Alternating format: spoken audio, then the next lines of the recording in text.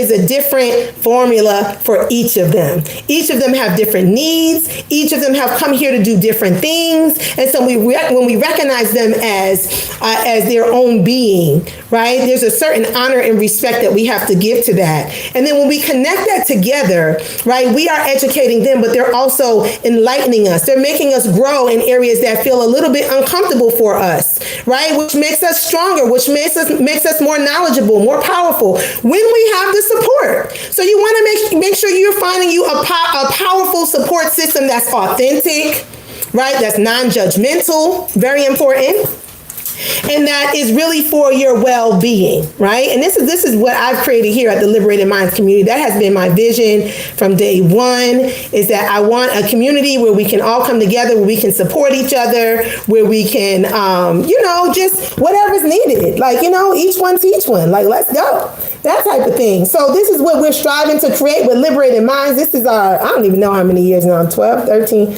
I don't know. I don't even know. We've been doing this for a minute. So the next thing, this leads to the next thing I want to say, that when we don't address these issues, right, sometimes we have to be willing to experience that short-term discomfort to avoid the long-term dysfunction. Come on, y'all. Y'all feel me on that? We have to be willing to experience the short-term discomfort of dealing with this challenge of trying to figure it out, because when we just leave it, it leads to generational dysfunction. Y'all feel me on that? Let me know if y'all feel me on that in the chat. Please, please, please. It leads to long-term dysfunction, which is what a lot of us are dealing with now. Man, y'all got some dysfunction in your family? Man, look, I don't think there's any of us in here that somewhere along the line, aunties, uncles, cousins, grandmother, somebody, maybe right in our immediate family, there's some dysfunction going on. So all jokes aside, but how do we heal that, right? The attentiveness, first of all, the ability to accept responsibility for what that looks like. And then the will and the want to be able to seek the knowledge, right? Liberated Minds, we are full of resources. I'm letting y'all know. So if you're just new to the community, is this your first time connecting with Liberated Minds? Welcome, Aquaba. But we are not here just to, to look cute and like, hey, we're doing this, we're doing that. We are really striving to be, that bridge for people who need certain, whatever it is that you need. Ain't no shame. You don't have to feel like, oh goodness, I don't want to tell nobody this is going on. It's pure love, right? So I want to say, this is what I was saying earlier, y'all, that the genius is in the joy. This is my little niece right here. I call her that's my niece. Yeah, that's my niece. And her name is Sierra. And, big ups to Mama Umi. I don't know if she's anywhere in the building, but this is her baby right here. And she's in Brooklyn too. Somebody else said they were in Brooklyn.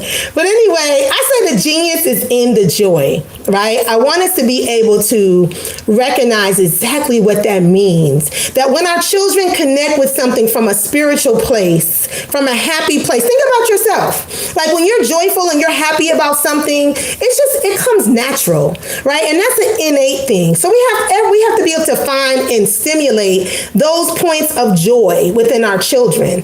And we have to recognize that there's different ways of finding that. And so what the school system has done, and that's no knock on any powerful educators that are here, because sometimes if I say, oh, school system, they're like, oh, she's not the school system, she's not going to be. No, I know there are many beautiful, powerful educators. I know a ton of them that work within the school system, and we need y'all there. So if that's what you're doing, we need you there, because, you are the loving ones. You guys become the saviors for those, who would have just fall by the wayside. So I give thanks for you too. So with that being said, we want to focus on, developing their genius, but their genius is developed through the joy, through what it is that they love. So tapping into their passions, not their passion, their passions. There's so many things that they love, but we have to be very attentive and look at the different skills and the things that they're attracting them, and the things that they really light up about. Not just the, I know they light up about the video games and all that stuff, but not from that perspective. We got to look a little bit deeper into the soul, into the spirit. Like, what are they really,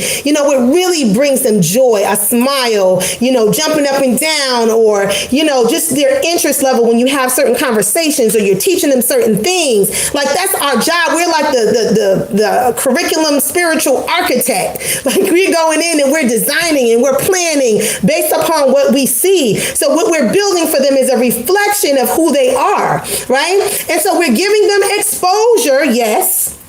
And that's a big thing right now. That's one of my things. We're giving them exposure to the things that we see that bring them joy. So what are some of the things that bring your children joy? Put that in the chat. What are some of the things that bring them joy that you can see giving them more exposure to? Let me see. Let me read this right here. Okay. All right. Let me see. Come on, y'all. What brings them joy? What brings them joy?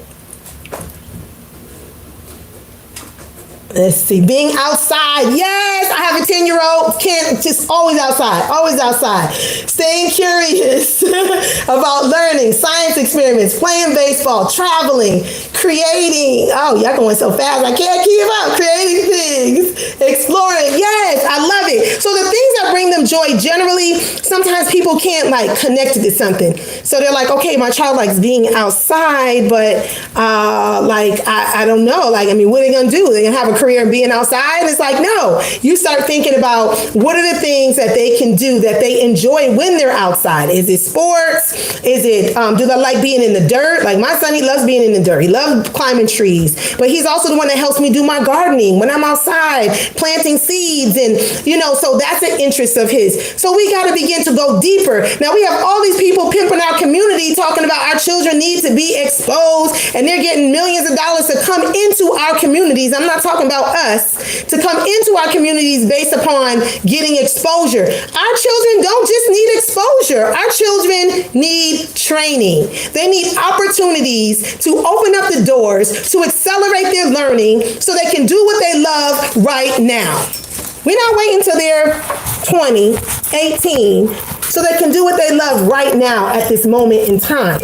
Okay, so that's one thing I want to say to y'all. That is my passion, making sure that these babies have a ball in this process, right? So we are planting the seeds of high expectations when we do that. Look at that baby right there. Look at that baby. I don't know who baby that is. I stole that baby off of Google. I ain't gonna lie, that baby was so cute. I was like, oh my goodness. Anyway, we are planting the seeds of high expectations when we do that. We're dealing with their stage, not their age. Gotta look at the time, y'all. Look at the time. So here she go. We're dealing with their stage, not their age.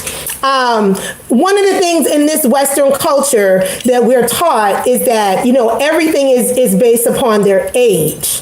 Like when you're 2 years old, you start potty training them at 2 or 3, or they start teething at this age, or they should start walking at this age, or they should start reading at this age.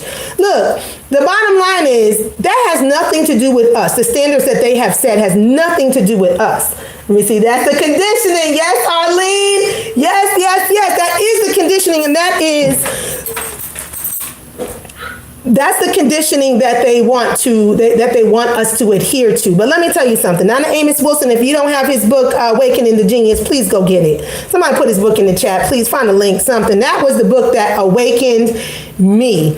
I've always been working with children since I was a child myself, but that book was the book that awakened me to what I was feeling inside all of so many years, and I just couldn't articulate it because I didn't know what I was feeling. I had such a passion for our beautiful African children, and cultivating them meant so much to me. But one of the things that I learned on this journey, I'm gonna tell you a quick story. When I say stage, not age, there's a sister friend of mine who came to my house. Like she lived in Atlanta, and then she moved and she left when she was pregnant, and she had a baby. His name is Heru. And when he was 4 months, they came back to visit. And first thing she did, she's like, I'm coming by your house. We're going to hang out, me, you, and Heru. And I was like, okay, let's do it. So she came by the house, and we so excited. We're sitting on the couch and we're talking. And she says to me, hold on, Heru has to go to the bathroom. Now, mind you, he's 4 months old. And she said, he's got to go to the bathroom. And I was like, oh, okay. And I'm like, look at her. Is she playing? And she was not playing. She was like, yeah, hold on a second. I'm about to take him to the bathroom. So I'm like, what? Come on, girl. She's like, yeah. So I follow her to the bathroom. I said, what's she about to do? She's about to take him to the bathroom for real. So she set him on the toilet. And that baby went to the bathroom. And I was like, what? Like, I thought I was on my game. Who said something? Go ahead. Okay, yes.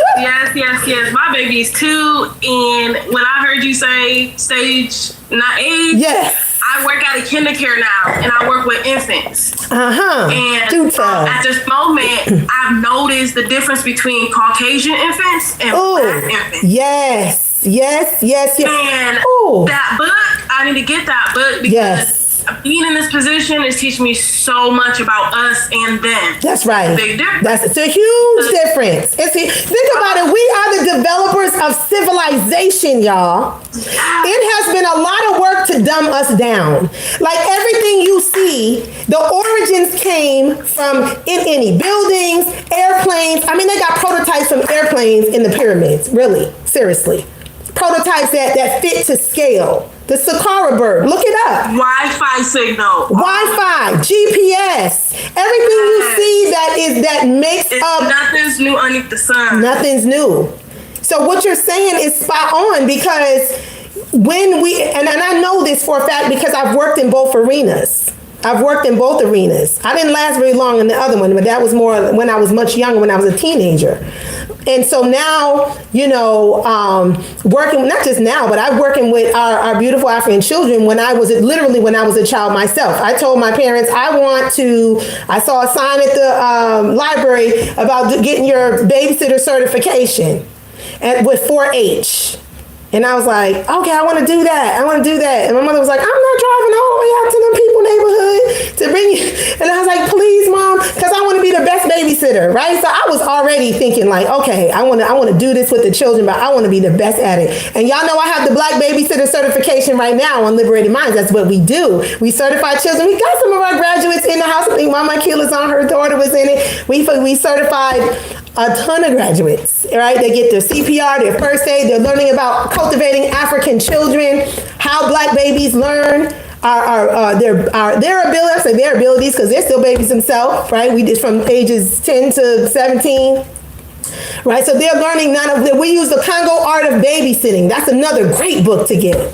I put it in the chat. Please help me out. Congo Art of Babysitting by Nana Fukiao. We use that as our text because we talk about the power of young people, even siblings, cultivating their own siblings, what they say to their siblings, the words that they share. All of that is helping to cultivate. If they're saying you're stupid, you're this, you're that, don't think just because it's a child and you tell them, don't worry about it, honey, just ignore that. No, like this stuff is going into their psyche. This is who they're becoming. So we talk about the power of, creating, the power of responsibility as we're educating. So that's a whole nother thing, y'all. I tell you, I'll be going off to the left. So anyway, so I'm talking to the sister. And I'm like, so what made you think to put him on the toilet at 4 months? And she was like, I went online, I found this group, and it's called Elimination Communication. And I was like, yeah, that sounds like some white people stuff. I don't know, the Elimination Communication, that doesn't sound right. So she was like, I don't know, yeah, it's mainly them, but, and I said, yeah, I said, okay, that's interesting. Like, that's really blowing my mind. So when she left, I just went down the rabbit hole. Those of y'all who know me, I'm always going down the rabbit hole, researching. And I found, after researching for hours, that in Africa, that's the norm. The children come out potty trained. They're potty training them from birth. When I thought about it, I said, Dad, how silly is that? Because when I see mamas wearing their babies on their back on the continent, have any of y'all ever seen them wearing a diaper? Please tell me if y'all have. I already know that y'all haven't. And it's like cognitive dissonance. Nobody made the connection. Did anybody make the connection? I didn't make the connection. Am I the only one that didn't make the connection? Let me look in this chat. Did any of y'all make that connection? Help me out. Tell me. When I don't remember seeing ever any of those pictures, thousands of pictures I done looked at.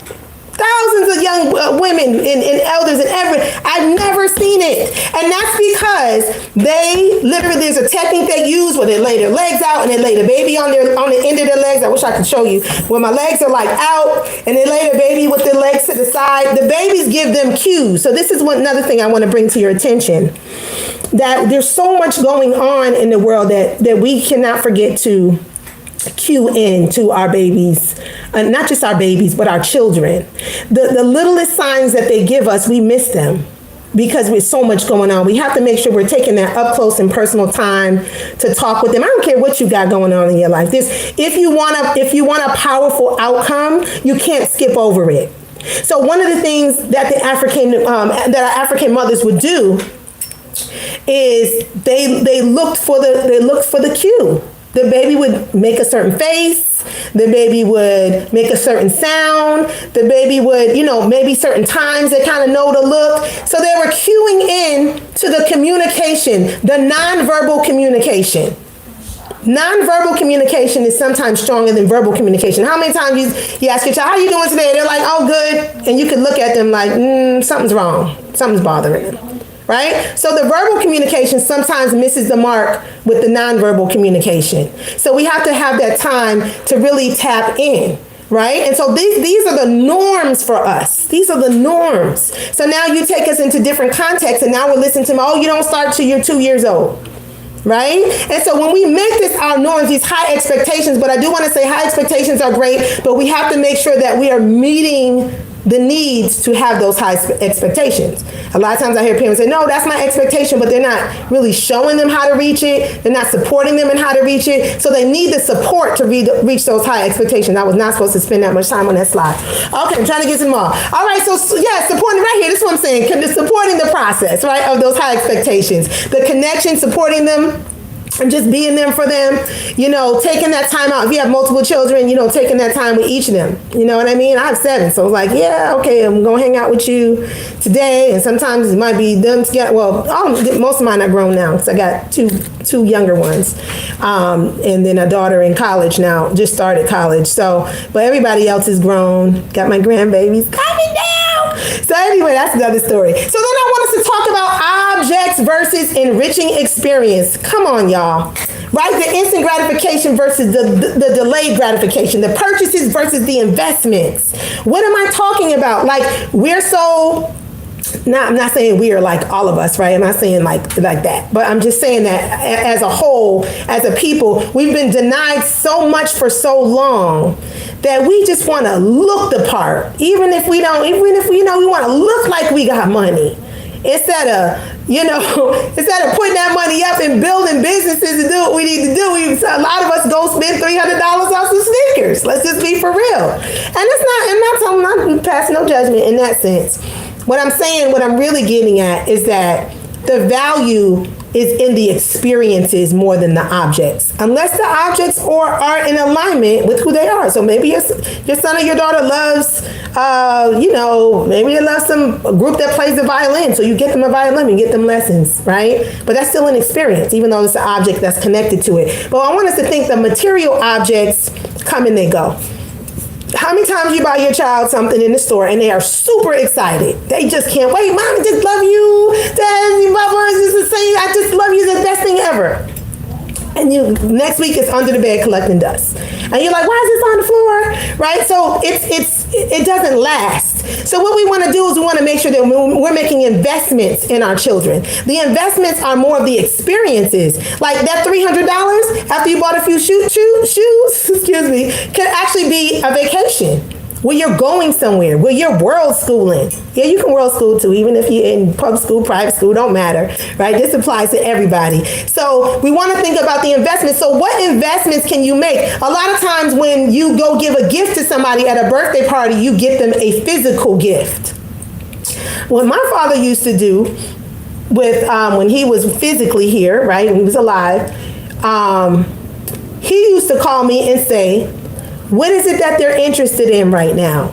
I'll pay for a course for them or a class. Or if they're interested in the science, I'll get them a microscope. So trying to think of things that sometimes you don't necessarily have to give just a one and done trinket or a gift, but you can go deep and you can say, ask those questions. Because we go through the motions so much. Like it's just normal. You go to a birthday party, you bring a gift, you got to go find something, whatever. But we have to be more on purpose. African people, we did everything for a reason, a specific reason. The clothes we wear, the colors that we wear, the fabrics, the meaning of the fabrics, the prints on the fabrics. You feel me? Like there was nothing that we did just by happenstance. Like, we just did. So I want us to think strategically when we're talking about gifts, when we're talking about things that we're purchasing, could that money be going to something wiser that leads to a long-term investment? All right, so I'm going to share some of my personal experiences, which I love the most, because a lot of times people are like, no, Queen, you don't have any children. Yes, I'm 50 years old, 50, 50. And so I have, gone through this whole journey over and over again, each child. So this is my son here, Tavon. This is a picture of him when he was 16 years old. He became a licensed pilot, and it was done very creatively. A lot of people are like, oh, I don't have that type of money. And I'm like, okay, yeah, I don't even understand. Like, back then, it was like, yeah. So anyway, I want us to tap into our creativity, right? Think about everything that we have created in the world since the beginning of time. And know that within you, there is no lack. We just have to tap into what that creativity looks like. We're so used to everything being given to us in a package, right? Like, everything is just already set up for us. It's like, here you go. It's all ready to go. But sometimes we got to separate everything. And we got to say, okay, what's most important here? What am I looking to develop? What do I want to develop in their character? Right? Write some of those things down. Like, what do you want to develop in their character?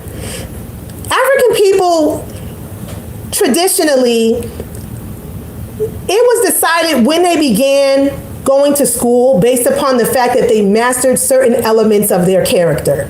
That's deep. I want you to think about that. Asia still does that. I think Japan still does that. They don't start school. They don't take tests. They don't do any of that until their first few years of school is just character. Picture that. Someone said, courage to tell and stand. Yes, it's their character. And so I want us to think about those elements, because as we're looking for different things that they love, we want to be in tune with who they are, right? So with him, this was a journey for me. I started noticing when he was like 5, 6 years old, he was like really into the science, and everything was about the spaceships and the airplanes and the car engines and anything that, vroom, vroom, vroom, vroom, whatever it is. And so one of the things that I want to impart is that every situation is different. However, there are certain tenets to every formula that never change. Okay, so I'm not giving you my formula in the sense of this is the only formula, but I will say this: there are certain things that don't change. And one of those things is that you have to invest in your children. Does that mean a whole bunch of money? No, invest the time, the research for what they need. So what I did is, someone had told me, I knew one of my parents, her nephew was going to an aviation school, and she told me, she gave me the information, and I said, hey, I want to find out more about it. In the meantime, he was 12, and we went to our car mechanic, and he had a black mechanic at his own shop, and said, hey, I think he would love to do an internship here. He was like, nah, man, that's a liability. He's like, he's a fine young man, but no. And so, kind of work with him a little, like, come on, brother, like, can he just come help clean up around, just something, whatever you need. Well, that turned into teaching him to change the oil, right? And that turned into him doing oil changes by himself. And that turned into him helping him take engines out of cars and put those engines back together. So this is hands-on training. These are the internships. Mommy, would you like some food or a drink? Oh, mute your mic, baby. Okay, so you understand what I mean? So we have to look for these opportunities where they can hands-on. That's what I mean. They don't just need exposure. They need training. We need training. They need to have the opportunity to dig in, right? And do what it is that they need to do, where they're learning the things hands-on. Now, you can't even pay some of these people. They go to college and they get all this information, and they don't even have as much information, right? So by 16... let me mute the mic here. Somebody on. Whoa. Yolanda, can you mute your mic, please, love? Yolanda. Let me find here. Okay, I think she did. Okay. So anyway, so one of the things that I did is I was always looking for things, okay? I was always looking for experiences. I remember I found a young brother who was 19, who was a pilot. I read an article. I was like, oh, I'm going to reach out to him so he could do a paper on him. And I brought it to my son, and he was like, okay, why am I going to do a paper on him? I was like, because I said so, right? So sometimes they're not going to get it. They're not going to understand, but that paper, the interview he did, the paper he did, he gave him more insight. And then from there, we went over to the aviation school, and I had no idea. And I was like, man, I don't have money. I don't know what this is going to be looking like when I get there. And then on the way there, I remember talking to him saying, it's probably going to be, he wasn't used to being around Urugus much. I was like, it might be a little mixed type of thing going on, mixed audience. I don't know if it's going to be a lot of us there, but, we're going to keep our eyes on the prize and stay focused and go see what we can go in there and get. You know what I'm saying? So we pull up, we go into the aviation school, and it's an all-black aviation school. Y'all big ups in the chat. Big up in the chat for that. It's an all-black aviation school, y'all. I was blown away. Yay. Yes, and it was subsidized. So these children could literally, I think it was at the time, it was like $75 a month to go every single Saturday. For like 4 hours, 5 hours. They had to be there at 8. I think they finished at like 1 or something like that. So I was like, okay, bet. I'm committed. If y'all in Atlanta area, it's Aviation Career Enrichment, ACE. They call it ACE. It's at Fulton County Airport. So, and I've sent a lot of children there, and they are thriving. They are thriving. Let me tell you, I went to the graduation. My 2 younger sons are in aviation school now. And so I went to the graduation, and I was like blown. Who was the top student? Yes, one of our beautiful African babies, like he's doing it. He's one of our PPP graduates, one of her babies. So anyway, I wanted to share that. There's more to it. Also social. People want to talk about, what about the social environment? I don't know about this homeschooling thing. I know, first of all, I just want to say this. Whether your children are in public school, private school, charter school, dang it, you need to be homeschooling, period. Homeschooling is a mindset. You need to be in a leadership role of the direction that your child is moving in, period. Like, it's not a thing of, it doesn't have to be a thing where, they're just with you. I don't think anybody's child should just be with you. I think, learning is a communal experience. Can please invest in your children. All right, Mama Shango, Iya Shango. So yes, I want us to think about the social environment. Look at his social environment right here. What do you think that brought forward? But that became his social environment. What did that nurture? Somebody shout it out. I can't see y'all on the screen. Shout out. What did it nurture, having this type of a social environment?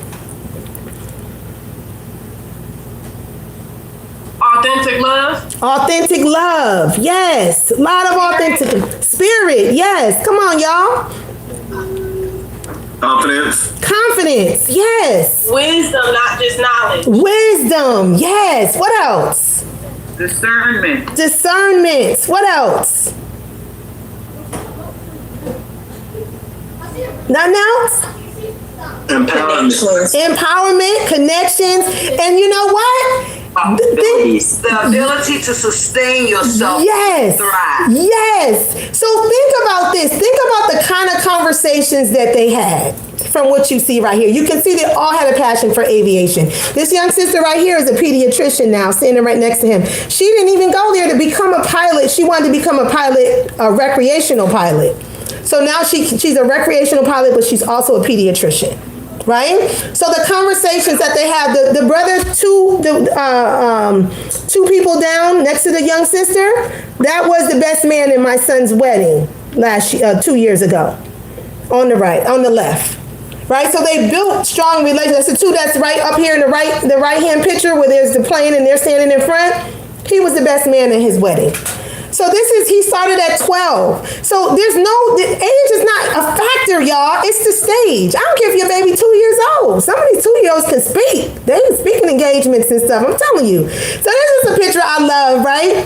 So he's gone through his journey in aviation, and I was coming back from, I don't know, we've been going so many different places this last last 6 weeks, 8 weeks, I don't know. But he called me. He said, Mom, where you at? And I said, oh, I'm at such airport. They got me laying over here for an hour, and then I'm getting on the plane. And so he said, oh, okay. And so he met me here. It was a surprise, and he flew the plane in that I was getting on. And he was transferred to another plane to fly. So it was just such a pleasant surprise. You see my smile right there. I was like, ah! So he was asking me so he could meet me there, you know, me and the son. So those are those pleasant surprises where you're just like, well. So then I want to talk about how that moves forward, right? I'm going to go a little fast. I know it's 8 o'clock, y'all. I'll be going. I want to talk about how that connects with your other children. The way you rear the eldest ones, it makes it easier for the younger ones because they have a powerful example to look up to. And that's not to say if your eldest ones are not the ones you might want them to look up to right now, that doesn't mean anything. I don't want to mean like, well, they can't look up to. But at the same time, I'm just sharing the truth. Like, you know, as we rear the elder ones, the younger ones are going to follow suit. So they love aviation. Their brother would take them flying in those little planes all the time. And he took everybody flying in those little planes. And then one day he said to me, he said, Mom, you realize you're the only person that have not flown with me yet, or has not flown with me yet? I said, yeah, I actually do realize this. And he was like, why? I said, well, I just want to make sure you get your practice in. Because I don't do them those small planes like that. So now he's flying for the major airlines. He's been trained pilots from all over for a long time, but now he's actually flying for the major airlines. So give thanks. So this just shows, you know, this is my younger son, Netaru, the one that's 10. He's flying now. He's flying in my 13-year-old now. They're both in aviation school. So when I say that it rubs off on the next, it doesn't mean they'll, you know, become professional pilots. He said he just wants to fly and have fun. So some of you may have seen it on the YouTube page. Now I'm gonna go over here to my daughter. So I'm gonna go through a few of the children. Can't go through them all, but this is my daughter Essence. She got a passion for cooking. I need y'all to understand how to put your mind in a strategic place. Get out of what they told you. Leave all that. Just leave all that. Get out of what they told you. The strategic aspect of looking at their skills, their talents. And with this one, somebody had to tell me. They said, you know, she was always in the kitchen cooking with me, and it was a parent that was over my house, one of the parents from the school, and she said, Dad, you know, she really loves to cook. And I said, I kind of guess she does. You know, it just didn't click to me because she was always in the kitchen with me, but it never clicked that it was like a passion. Why? I don't know. Just, you know, I wasn't keying in like that at that time. And so once I did start keying in, I was like, okay, this is interesting. This is something she's passionate about. And so the same sister had said, you know, there's a contest going on where they have all these Jamaican restaurants that do it was like a jerk. They do jerk festival, if anybody knows. Not like jerk, like somebody's jerk, but like a jerk festival, like jerk seasoning. So y'all know the Caribbean culture, you might not know what I'm saying. I gotta clarify. So the jerk festivals, they use a certain seasoning, a certain spice, right? And so it was a festival in Atlanta. I don't drew like 5,000-6,000 people. I don't know, but she was like, you know, they have a contest and all the restaurants come out and they compete, and some individuals come out. You should see if she wants to compete. So I asked her, she's like, yeah, okay, maybe, yeah. So I called the people and they were like, well, yeah, we would love to have her, but she's too young. It's a liability. And I said, okay, I ain't take a no for an answer. So I said, well, what about if I signed the waiver and I waived the liability? And she was like, oh, I never heard. Okay, I asked my husband, and she did, and he said yes. And as you see right here, she took first place, and she was 12 years old. 12. Ooh. First place. And so she was the one who made my family go vegan. Like, she took over she's so calm, she's so humble, she's so laid back. But that day when they called her name, I saw that child leap. Like, I promise you, like 12 feet in the air. I was like, is that my child? She ran through the crowd, went to the front. She won, I think, $500, and she had the trophy, and she made front page of some newspaper that went viral. And as a result of it going viral, she said, I want to start my own catering business. She started her own catering business. Of course, I'm giving you the short version. But then also, we got her an internship at Loving It Live. If y'all know, in Atlanta, she was an intern there, became the head chef there. And she wasn't even 16 at the time. Started her own vegetarian catering business, began catering for everybody. Six Flags concert series, all their music artists that were vegan coming in because vegan was getting popular, or plant-based was popular.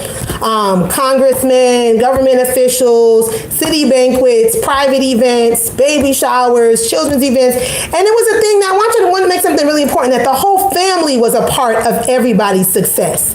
A lot of times we take one child out of the family and we have them do their thing, and another child, we have them do their thing. Everybody needs to be a part of everybody's success. Now, we chop so many onions and peppers and vegetables. We helped her serve at events until it got to a point I was like, okay, baby, you doing so good. You're going to have to hire some of your friends, okay? It got to be So she hired some of her friends. She hired some of her jegnas, actually, too. Some, young adults that really that she looked up to. So she put them to work, and everybody was working. She had to go to the farmer's market when she had these events, but everybody helped out. And it's the same thing with my son. He was a part of Habashah, if you guys are familiar.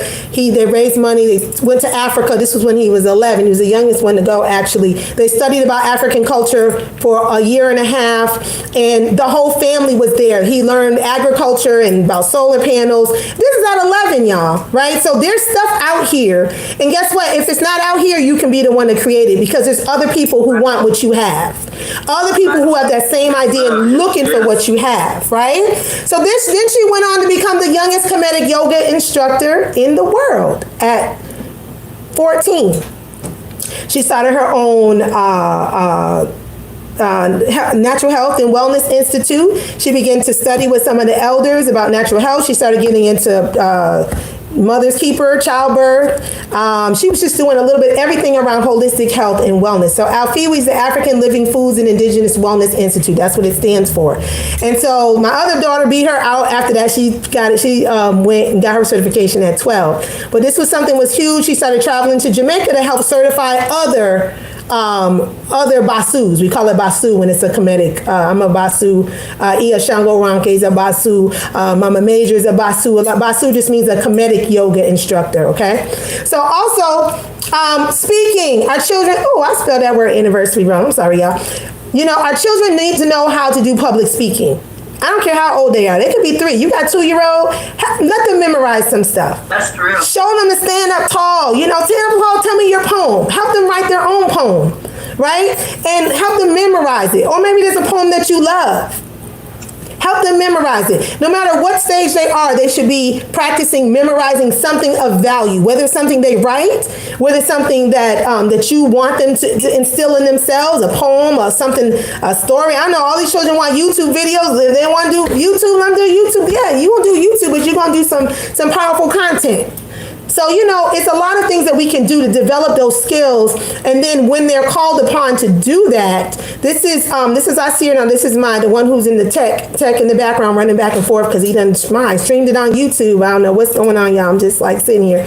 But he's in the back and he does all the tech. He does a lot of my videos. He has a podcast. He developed an app. I'll get a little bit more into that. But this is him speaking in California. As I was saying, I was in this was after Stanford. This was actually a couple weeks ago. He was one of the keynotes at ABEN, a Black Education Network, their gala. Had over 300 people there, African, beautiful, powerful people. Everybody in the room was really about the education of our children. He also has an organization called the Black Intelligence Agency, which he founded at 10. What is it that your children are interested in? Can they start something that is in alignment, an organization, a company, as you're developing them? Michaela Omer, Gabby Bowes, Sassy G Nails, all of them, they've all come through Liberated Minds at our Liberated Minds X before they were big, right? And they were doing the doggone thing. Their stories are profound, not because they are better than anyone else. They're profound because their parents took the time to invest in them. So he's done several speaking engagements now. These are some of his engagements that he's done: Impact Fest, African Culture School, Black Sustainability Summit. This is him here on the left. He created this Victory Over Violence with one of his best friends, Fahim, on the right. So this is the social connections. When they're in the right social circles, they will produce positive things. We just have to keep them in those circles. This is us at the gala, right? We matched up. Y'all went to the store. I was like, oh, shoot, they got some matching stuff. So, yeah. So anyway, this is, he developed this app. He's a part of a program called the Guardians of Heritage. So big up to Nana Joyce King and Mama Deborah and so many beautiful people. And they're cultivating these young people, and the parents are just as much a part as the children, right? So I feel like I done signed up. I was like, oh, I didn't realize it was going to be like this. Like, y'all got me up in here like a student. But it was beautiful because I learned so much, and to be able to be in the mix to cultivate our children, we have to put that time in. What do you say? Oh, somebody else needs to be muted. All right, that's what we're doing tonight. Okay, so, and then one of the things that he really loved and enjoyed was, you there? You talking to me? Who's that? I gotta find how to be. Y'all mute your mic. I can't find y'all on the screen. Please help me. All right, so anyway, one of the things that he really was interested in was real estate. And so all he wanted was real estate. And we have real estate classes on the campus. If y'all don't know about Homeschool University, somebody put in the chat, somebody at Homeschool University, the real estate and we have property management, 2 separate classes on the campus. These babies are 6, 7, 8, 9, 10, 11, 12, 13, 14, 15. They are learning about real estate now. Like, that's my thing. Whatever we have on the campus is a virtual campus, so you can log in from wherever. Whatever they have, whatever we have things that are where the children are actualizing. We got young people, they're learning to write, they're learning English. We got, was he 6 years old, 7 years old? Just launched his first book. I had him come speak at our conference. We have to put our children in positions of these opportunities, but we also have to create those opportunities if they don't exist. So a little while back, he just purchased his first piece of land in Virginia. Opportunity came up. Actually, somebody called me about the opportunity. And I was like, okay, yeah, that might work, let's see, got some more details. And he ended up buying the property. And then he had to pay me a little bit. He had some that he had put up, and I gave him a little bit to go with it. And I was like, okay, you got to pay me that back. I'm still waiting on that other little piece. That's another conversation. But anyway, our children can do this. I want y'all to know it's a reality. It's not a pipe dream. It's a reality. This is my youngest, Netaru. You saw him in the airplane. The cultivation. This is the big ups to everybody who poured into him in the beginning. He was like, I am not reading a book by myself. Only my mama. If she read with me, I'm reading. But if you try to ask him to read by himself, he was like, no. So there are so many educators that I put him in front of that cultivated him, that loved on him. And this is the importance of the village, y'all, right? Because we can't do it all. I don't even want to do it all by myself. We don't have to. We're not supposed to, right? Learning, education is a communal and a spiritual experience. It's not just collecting information and knowledge. It's the practical application of that knowledge and how it's relevant to you in your life, and how do they use it. So there's a science to it, right? I call it the educational alchemy. It's the educational alchemy to how all of these things piece together and go together. And when we have the community involved, I know you don't want everybody in your community. You get to pick who's in your community. Believe me, some of y'all say, I don't community, that's the way. But you get to pick who's in your village. That's my thing. You get to pick strategically. And so they poured so much into him. I poured so much into him too, with the time and reading and taking the time. And he's, these are the times when your children give back to you what you give to them. He wanted to apply for this writing contest. I found out about it. Mama Simone from I Readify, big up to Mama Simone. He wanted to do it. And to be honest, y'all, I was so busy at that time, I totally forgot about it. I said, yeah, you can do it. He started working on it. And normally I'm like, following up. I didn't follow up. I forgot. And he came to me at like 10 minutes to 12 when it was due to midnight and was like, Mom, I need to hurry up and get this essay in.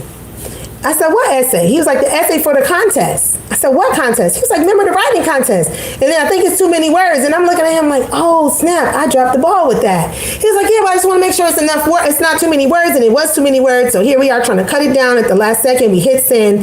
This child asked me every single day, you think I'm going to win? What do you think? How long do you think it's going to take to hear back? I said, child, I don't know. I know you did your best. That's all that matters. You did your best. And sure enough, one night I was up working at 3 o'clock in the morning. And I got that email that said he won first place. So he was able to go to New York on the Black Authors Hall of Fame, and the Harlem Book Fair put it on. I Read If I was also a sponsor. So it's like family in the building, but there was so many brothers and sisters from everywhere. I mean, he took pictures with the mayor in New York, because there's a lot going on with that. But he took pictures with Eric LaSalle, who spoke just a whole another thing, like just got a lot of respect for him. After meeting him and hearing him speak and talk about the value of the African woman, you don't hear that too much from that public, those who are on that platform. And he earned another respect for me. So he had that opportunity. You'll see him here. That's Eric LaSalle on the right. That's the mayor right there. This is his sister who awarded him. We went there. We spent 5 days there. We had a Liberated Minds meetup while we were in New York City. And, that was it. We had a great time. We met great people. They learned to network. And it was just a powerful, powerful experience. So, last but not least, I want to say the attitude of gratitude, making sure that your children and you, that you're grateful, not just grateful, just say, I'm grateful. You can say that too, but have a system of how you show your gratitude. How you do it is how your children are going to do it. Give them, a lot of times children say, oh, thank you, I appreciate it. I'm like, no, you need to send them a card. You need to, send them an email, send them a gift. So when people go out of their way for you, this is me talking to the children, when people go out of their way for you, they stopped at the store to get you that, or they just stopped to make that for you, or they thought about you. And that was some intention, because everybody's busy. What intention are you going to put that same amount of intention to give gratitude? Right? And so for me, a lot of times, because it's a lost art, the writing of the letters, that's like a lost art. Nobody writes anymore. Everybody send an email. That's cool. But think about those times when you find that card or that letter that somebody wrote you of gratitude or something like that, and you just going through some old paper, and you're like, oh my gosh, this is so nice, I remember. Oh man, yeah, this was really nice, because you have something tangible in your hand that you can remember. Not an email that you're never going to go back in ever. I'm not saying you can't do the email too, but they need to know they have to go the extra mile. I'll give you an example.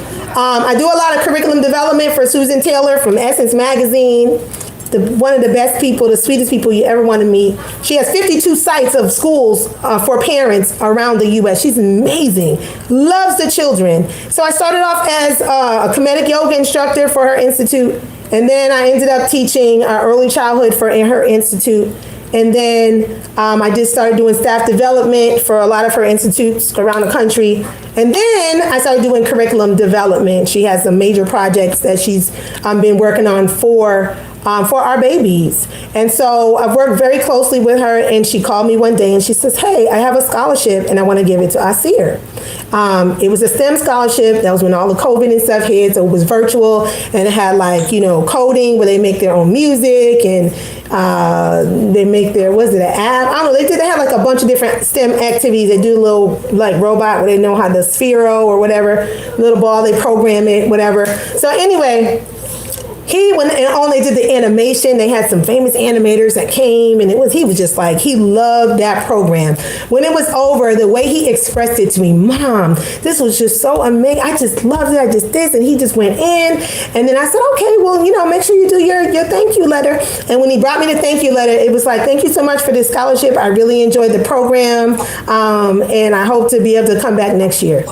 And I was like, what? I was like, man, everything everything that you just communicated with me, every little detail that you just went into, I want to see that in the letter. And he was like, oh my gosh, Mom, that's too much. You always gonna do too much. I said, it's not too much. I said, the way, because I know from the other side, you want to know that the work you do is appreciated and that it's getting through to someone, that it had an impact on someone. She needs to see that and know that. So, he brought the letter back again. It was better, but it still wasn't in the same details. So I said, no, this is good. It's better, but go like you was talking to me, bro. Come on now, same way. So he went. I think we went back about 4 times. It was driving him crazy, and I didn't care. See, we worried too much about their feelings at the wrong time. Like, I don't care. Like, it's all right. You took that scholarship. So anybody else could have had that. You go on and you pour your heart and soul, and he did. He poured his heart and soul in, sent that letter in, and she called me up and said, oh my God, she just raved. Oh my goodness, this is so amazing, so beautiful. Well, let me tell you what happened. A whole year later, I get a call. Oh, we would love for Asir to represent at the fundraising banquet, because what she does is she funds everyone gets to come to her school for free. She feeds them catered food, all types of food, healthy, like vegetarian, plant-based. She gives them the free education. She gives them bus passes. She basically eliminates all the excuses. She provides childcare, and she raises the funds once a year at her gala. And she said, I would love for him to come and speak at the gala, and I want him to say exactly what he said on that letter because it was so detailed. So that opened up another opportunity. So our children's lives should be a string of opportunities when we're not waiting on these opportunities, right? We're not waiting on these opportunities. We are creating them. We're creating them. So what happened, I think about when my son, Tavon, when he was in the aviation, I got him so many internships and this and that, and just helping him. Eventually, he started saying, hey, Mom, I got an internship this week. I'm like, you got your own internship? He was like, yeah. With one of his educators at the aviation school, her husband was a pilot, a mechanic for one of the planes in the hangar next to the aviation school, and invited him to come so he can teach him how to work on the planes. You see what I'm saying? So I'm like, the children will start to mimic what you have taught them. This is the generational wealth. We started with that. This is the generational wealth. So what I really do is, we have our powerful, like I said, this is the intro to our powerful, proficient, and professional homeschool educator training. This training is, I'm going to be honest with you, it's not just education. It's designed to be more of a transformation than anything else. We have a lot of our graduates in the house. I'm good to see y'all. Been a minute. But it's really designed to cover everything. And I don't just go into the aspect of do this, because that's not how learning works, right? So I take you back to the origins, like everything that we're seeing right now. We're seeing a disparity in reading right now. The level that our children are reading on is at the level of 1865. If you don't believe me, go look it up. I found that information about 6 months ago. I had to look. I said, this can't be real. This cannot be real. 1865, y'all. 1865. When you're talking about up to 4th grade. When they're not reading proficiently by 4th grade, where they're learning to read, now they're transferring over to where they have to read to learn. It causes more problems. The self-esteem. Some of you may be dealing with that right now. We have our community, that can help assist you find these different programs, but the children they have to be putting in that work. But a lot of us parents are like, I'm putting in the work. So during this training, we have a reading specialist that comes in. The training that I provide is called Becoming a Powerful, Proficient, and Professional Homeschool Educator. It is a certification. It is the certification that is like our main training, because it covers everything. We talk about literacy. What are the tools? I bring in the different experts, but I also take you back first from the beginning, everything you see right now. If you don't know what you're dealing with, you can't combat it. That's like going to war and you know nothing about your enemy. right? If you don't know what you're dealing with, it makes it really tough to combat it. So the thing is that we want to be on the proactive side where we're making sure that we're covering as much that we can, covering all the bases as much as possible. When I say we, I don't just mean us as parents. I mean those who are involved in the development of your children. You might say, well, I'm the only one involved. Okay, then if you're the only one involved, something wrong. You have to expand your network. So what we have is a network of alumni that have a lot of alumni from all over the world at this point that have graduated from the program. I start with the construct of what you're dealing with. We go from that, and then we take that into your own curriculum trauma. How many people in here know they have curriculum trauma? And I don't just mean curriculum like textbooks. Everything that we see in our relationships and everything has been, we're mimicking something that is not of us.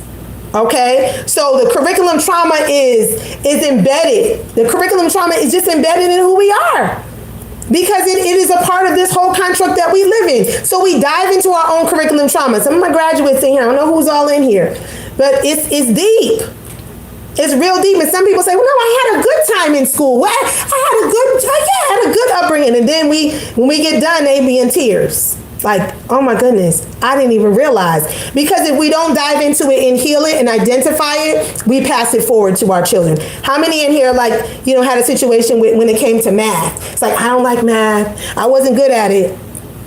A lot of times that goes two ways. Either you shy away from it, or you only work with your children but so far, and then you kind of feel a little clammy about it. It's like, well, yeah, I know that wasn't my thing. Sometimes you're saying in front of your children, I wasn't good at math either, right? So it almost like confirms, oh, that's why I'm not good at math, right? So, and then a lot of times you shy away from it, and you're not cultivating them in that area because you're not confident in that area. And then you get the other scenario where you got parents who go hard, like, you're going to get this math, and you turn them off from the math. Because that was an area that you just had a sore spot, and you vowed not to let your children fall behind in math.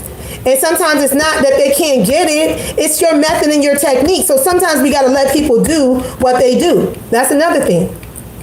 When my son got so far in math and my daughter, I remember I was like, oh yeah, when I have to go back and do a whole lesson on YouTube to remember how to do something, I'm not equipped. It doesn't mean I can't get it. I'm not equipped. And partly it's not because I can't show them, but when you have people who do what they do, they can do that same math problem 20 different ways. So now you're talking about the children's learning styles. We talk about identifying their different learning styles. If you have multiple children, right, and you're trying to teach them all the same way, and you're wondering why one is thriving and the other one is like, one is more kinesthetic. They move around like my 10-year-old is kinesthetic. You're not sitting him down for too long. All right, you got to do things that's interactive. You got, and then some stuff I'm like, you just got to sit down and do that. Like, I know, but this you just got to sit down and do. And we'll vary the other stuff over here. So being able to have a network of those, that have what you don't have, because nobody has it all. I see my chat buzzing over here. That's the importance of the village. Yes, Arlene is hot in that chat. Go ahead, Arlene. Shongo, this is the real. All right. Yeah, that's right. So what I'm saying is, so we dive into our own curriculum trauma, and it runs deep. It runs really deep, right? We also talk about the learning styles. We also talk about building your own curriculum. We also talk about, where their passions are, identifying and cultivating their passions. We also talk about so much. We go deep. We're looking at the course is 8 weeks. It meets twice a week. I will say this, sometimes we go 10 weeks. I'm not gonna lie, because those of y'all on here, I leave it up to y'all. Like, we do 8 weeks twice a week, that's 16 times we meet. However, that last 2 weeks, sometimes we're like, we in it. And for me, I want y'all to feel complete.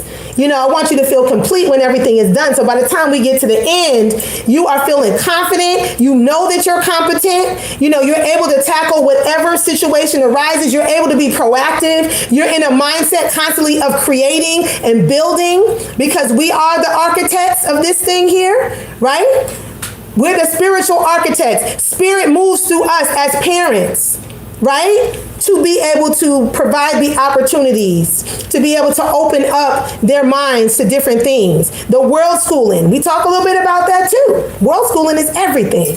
And some of you might say, well, I can't really afford, we're going to eliminate that mindset. We talk about that. We talk about abundance. You know, how do we bring in more revenue? A lot of you can bring in more revenue with what you're doing with your own children already. You can bring in more revenue through your own children. So maybe, you know, they're doing something that they love. You say, okay, you can't find anything, so you create it. Or maybe it's something where, you know, whatever you're doing for your children, other people are like, I want that too for my child. You know? So somebody got their mic on. Somebody, y'all be doing me. So anyway, I don't know who has their mic on. Can y'all mute your mic? Mute your mic, please. Let me see. Wonderful. Let me see. All right. Let me go back there. Hold on. Let me mute that.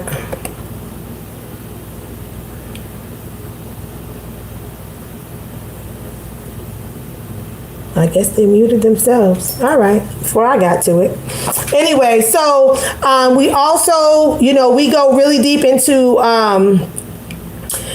the emotional wellness as well. The emotional wellness, not just of the children, but of ourselves as parents. And there's a lot of healing that we have to do. There's a lot of reconnecting to our own divine purpose. A lot of times when we have children, we give up on, or we put on the back burner. We not give up, but we put on the back burner ourselves.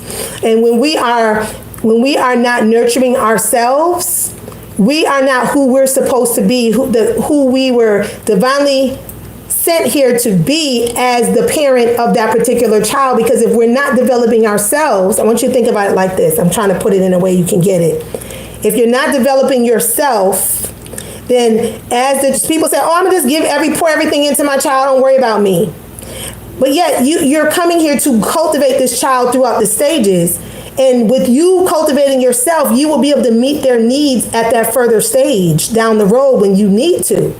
However, if you're not cultivating yourself, you miss the beat, right? You miss the beat. When they're there, you're still over here because you're still in this mindset 10 years ago. And they've actually moved on without the magnitude of the assistance that they could have had from you. So that whole, I'm going to just pour everything into my children now. So there's so many different things that we go into. I know I'm missing, if they're interested in going to college or what's after high school, right? Not just, it doesn't have to be college. Some children go to college. I'm not for or against the college. I'm like, if you're going to go and it's for you, you're going to navigate it strategically. And if it's not for you, then what you need to go for? Higher learning for me is the deeper learning. The deeper learning is when you get deep into your passions. That's why you have so many people who are self-taught. I know my father was like that. Maybe I get that from him. My father was an engineer, and he taught himself. Before you had to go to college to get those degrees, he taught himself. He did self-study, and then he went and took those 12-hour exams, a bunch of them, to become an engineer. And then he found himself in positions over people who had 2 Ivy League degrees. I couldn't believe it's a black man over me. I got 2 Ivy League degrees, and he talking about he didn't go to college. It's just a testament to what we can do. It's just a testament to what we can do. So with that being said, y'all have my information on here. I'm going to put this up here. So, and this is all of our websites. Definitely check out Homeschool University, libertymindsexpo.com. That's our yearly annual conference that we have. That's my information if you need to reach out. I will be reaching out to you. I'm going to put a link in the chat. That's what I'm going to do right now. Put a link in the chat. I'll take a few of your questions. And then I know some of the graduates are on here too. So being that y'all on here, I don't know who's all on here. I see more people came in. Mama Judy. They always come out. They always surprise me because every time I'm on, like Ela Monica, I haven't seen her like forever. I've been talking to her forever. It's been a long time. And they see a training and they're like, I'm popping on. I'm like, what? But I would love for them to share. I'm going to put this link in the chat.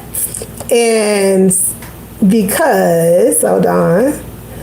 And then you guys, those of you who are interested in joining us, our next training will be starting in January. So this is a good time, but I call everybody personally. I'm going to share a little bit about what comes with it really quick. And then if you have a moment, I would love for, I don't know if you guys are able to share for a sec. Let me put this in the chat first. And then, y'all live in the chat. Y'all be doing it.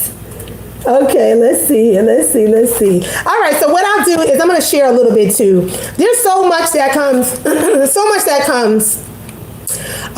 with the training, right? So I want to just share a little bit of that with you because it is a lot. So I'm going to share my screen again really quick. Yes. Okay, so this is the Powerful Proficient Professional Homeschool Educator Certificate. You see right here, it says deeper learning versus higher learning. So we start out the training with a mindset retreat. Right, that mindset retreat is everything because it gives us an opportunity to get to know each other a little bit because we're gonna be working. We put in some work. We going deep diving. And so that mindset retreat, gives us that real strong foundation. So when we get together again for the first class, everybody's not looking around like who's that, sizing each other up and all stuff. Be like, who's that? I don't know if I should talk. All that stuff. The ice is broken, right? We also we talked about it a little bit. We talk about building and maintaining your homeschool journey, that customized, personalized journey. As we know, some of you have been homeschooling a long time. We've had educators that are educating now. We've had retired educators. I see Mama Judy in the house, my heart. We have had new homeschoolers, very young. We've had middle-aged. We have those who've been homeschooling for, I think one was homeschooling like 15, 16 years, and she still joined. We had those who, grandparents. We've had a little bit of everything, which was totally outside of what I thought, right? I was like, oh yeah, just meet some young people who just homeschooling for the first time. And it just showed me that it was valuable to everybody, even those whose children were in the public school, private school, it didn't matter. And so it really is that homeschool state of mind. So we set a solid foundation and framework for your family and the ideal culture for your household. Utilize different types of homeschooling. There are many types of homeschooling. Okay, a lot of people just think homeschooling, you just stay home and you just, no, like, come on now. We African people, it's diverse. Transition, the deschooling, which is like transitioning from whatever other learning experiences that your children have had. Some of them have had a lot of trauma. Right? And trauma, sometimes you don't even know, like things that have gone on. So tap into their divine purpose. So we're going to dive into that. We're going to remove a lot of the blockages, right, that are hindering mainly you from accessing their higher level of achievement. Because sometimes we just trying and we're like, oh, it's not working, their attitude, or this, or that, especially if they're teenagers, right? Like you just starting and it's like, oh, I get it. So we dive into that. Create simple, dimensional, texture, culturally relevant curriculum. That's a whole long piece right there. And I show you how to design, right? We deal with the educational alchemy. I'm going to show you how to design the perfect curriculum for each particular child in your family. Also, identifying effective curricula outside of what you're putting together yourself. Like, how do you know? A lot of times people bring stuff to me, like for instance, I give a good example. Like that book, I use it sometimes in some of my lectures. The Henry's Freedom Box. Y'all know Henry's Freedom Box, about Henry that mailed himself up north inside the barrel and all that. Who knows that story? I don't know. I'm trying to think. Kadir Nelson, she said I do. They said I do. Now that story is, Kadir Nelson is like, he's one of the best artists I know. Beautiful artist. His pictures are vibrant. But the fact that he lended himself to that book got me upset. That book, a lot of times I'm doing presentations, I'm like, who has this book? And I'm like, oh, I have this. All the time. I was like, well, I can tell you, like, the second page in this book, it talks about how Henry's master, his slave master, was good to him. Check it out for yourself. It said he was good to him. So I teach you how to identify those secret little hidden messages that are in the book, because they kind of slide it in. They slide it in real. And this is a children's picture book. So these are little children who are already being indoctrinated, So you have to be able to, that's a whole nother story. So we go deep into that too, like how to, decolonization.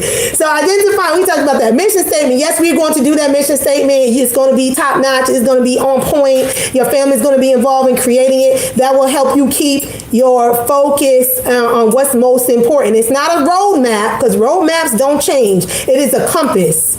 So compasses change according to the ebb and flow of where you are, and that's what it's for. Like, when things come up, you might be strong this week over here, then you're flowing over here. You got to work on this. So it's going to keep that compass. It's going to keep you going in the direction you need to go as a family.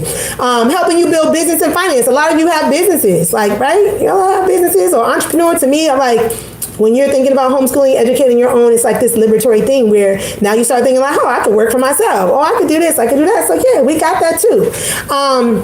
Use your world. We talk about the world school, and the world as your classroom. Access culturally development, Black books. Talk about that.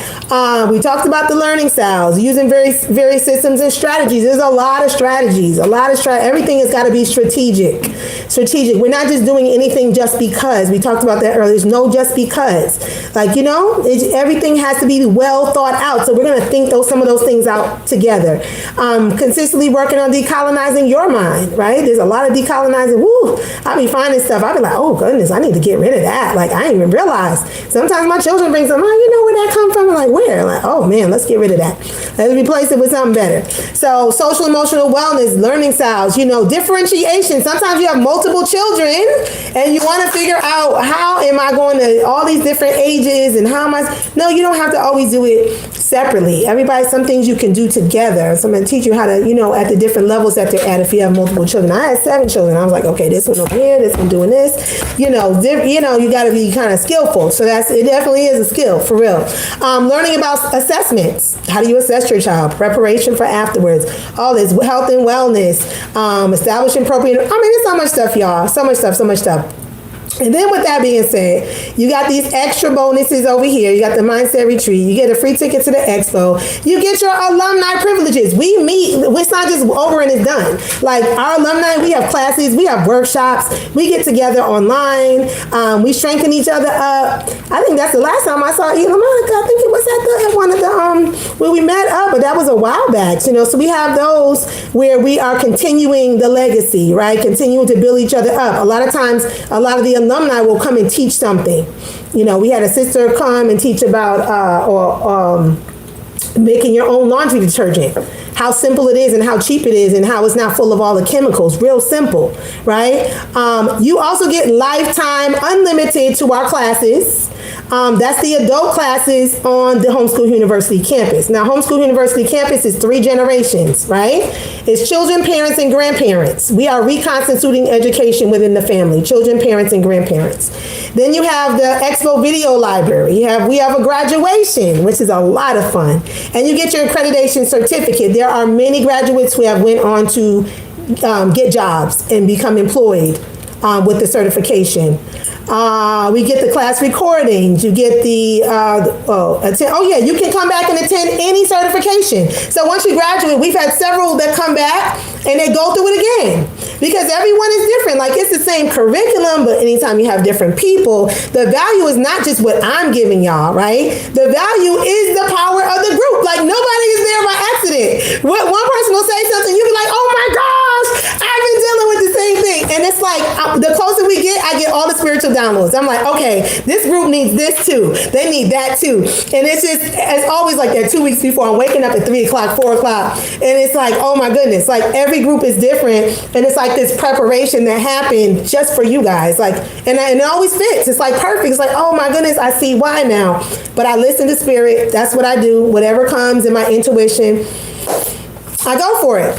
So if you're interested, I know you are. I would love to have you there. Come on, the link is in the chat. I don't really have to convince you. Put that in the chat and let's take this thing to the next level. I want to see all of us thriving. That's my thing. We all are winners. We all should be winning, and we cannot do it alone. I've been doing this. I'm not gonna say, well, I've been doing this for almost 30 years. So before COVID hit, I'm not a COVID homeschooler.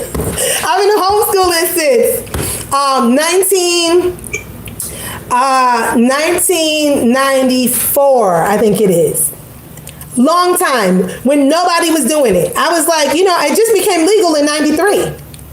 I didn't even know that till recently. I was like, oh, it was 93? I was like, dang. So it's been a long journey. So what I have to share is solid, and it is something that is a real experiences, that I've had. So I want to just impart that. And also I've worked literally over 100,000 hours, from homeschooling my own to homeschooling others, and now having Liberated Minds, which is the biggest Black homeschool organization in the world now, right? We got families everywhere. We got educators everywhere, and we are still growing. We're still building, and we're excited because it's like, okay, if it took COVID to make people start realizing I can do this, right? Parents were like, what? Some parents were like, oh man, I got to keep my children. Like, that's crazy. So just the mindset, no, seriously, just to think from the mindset, the mind screw that they have created with us, going from the aspect of coming into our physical enslavement, and mommies being willing to throw their baby over the ship so that they were not enslaved within this new system, to now we just give them away. Like, we don't even want them to come back. Like, what? I gotta keep the children at home? What? You know what I mean? It's not a slight. What it is, it just shows the number that they have worked on us. And it's time for us to truly take our power back. I'm gonna be quiet because I know there's some graduates in the house. Where I want to hear from them and see what they have to share. Let's see who's here. I don't know. I saw some earlier. See if I can catch some. Hey, peace. Mama said, yes. How you doing, sis? Hey, doing powerful. How y'all doing, family? I see all the beautiful smiles. I see the radiant energy. All right.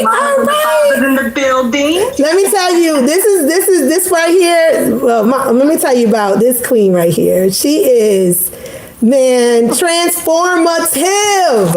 Like, on so many different levels, the work she is doing is out of the stratosphere. And I do mean it. I know I'd be like, pew!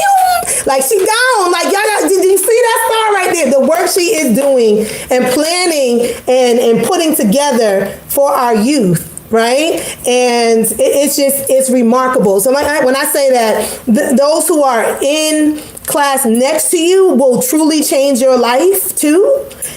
I mean that. And I was just like, sis, like, yeah, it's just, go ahead, sis. I'm going to let you talk because I want y'all to give your experiences. Whoever's here, I don't know who's on here, but whoever came in. I appreciate that, Queen Taese. Much love to you. And I just want to say, there's so much gratitude and appreciation. Hold on, Katana. Hold on, baby. Hey, Katana. Yeah, my boo-boo, she was on the call with us, the entire 8, 10, 12 weeks, and she continues to roll with us. Say hi. How you doing? I miss you. Yeah, I just wanted to say thank you, though.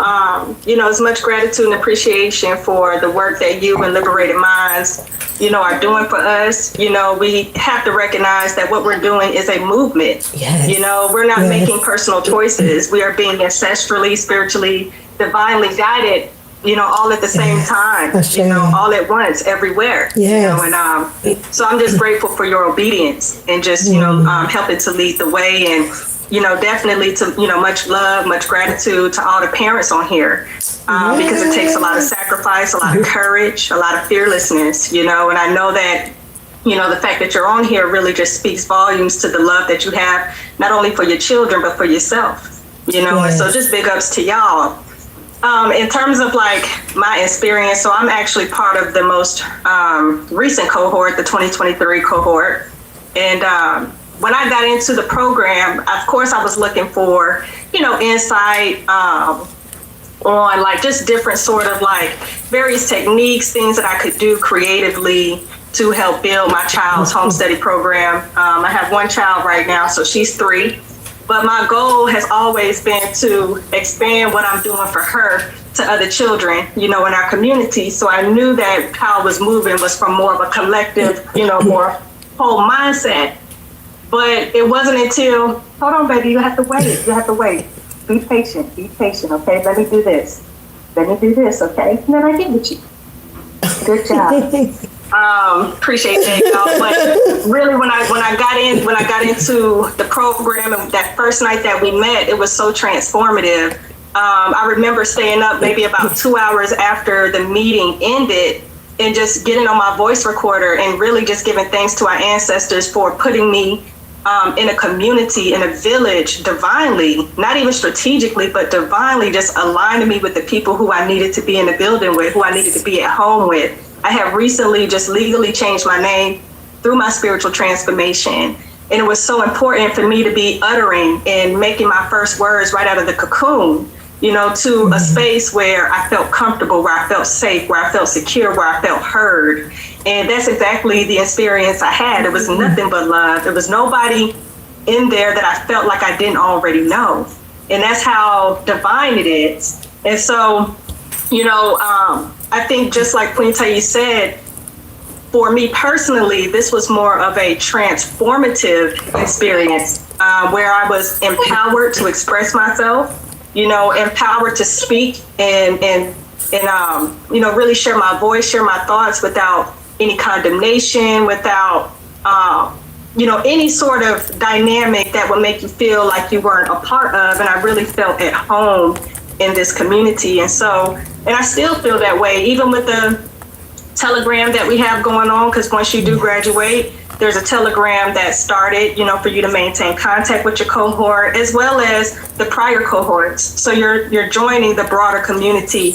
And so I just, you know, I felt like transformatively, spiritually, I was elevated, you know, I was empowered. I was moving more confidently, moving, you know, more poetically and rhythmically in my vibe. You know, it was a lot of things I was coming into about myself that I had to develop the confidence to express. And I definitely felt like the love was there.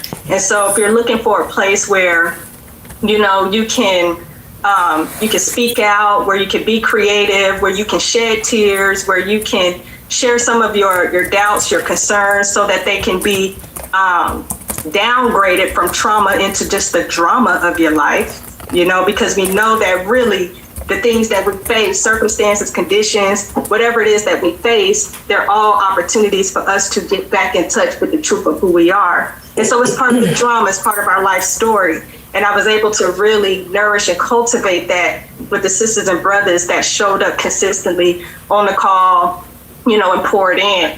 So, and just, you know, I guess a word of encouragement too is just, this is what Queen Taese was also saying earlier about we have to create our opportunities, you know, when those sort of opportunities are not, you know, presented to us. But just know that everything that's taking place, you know, you getting into the program and vibing with the people you've been connected with, you created that opportunity.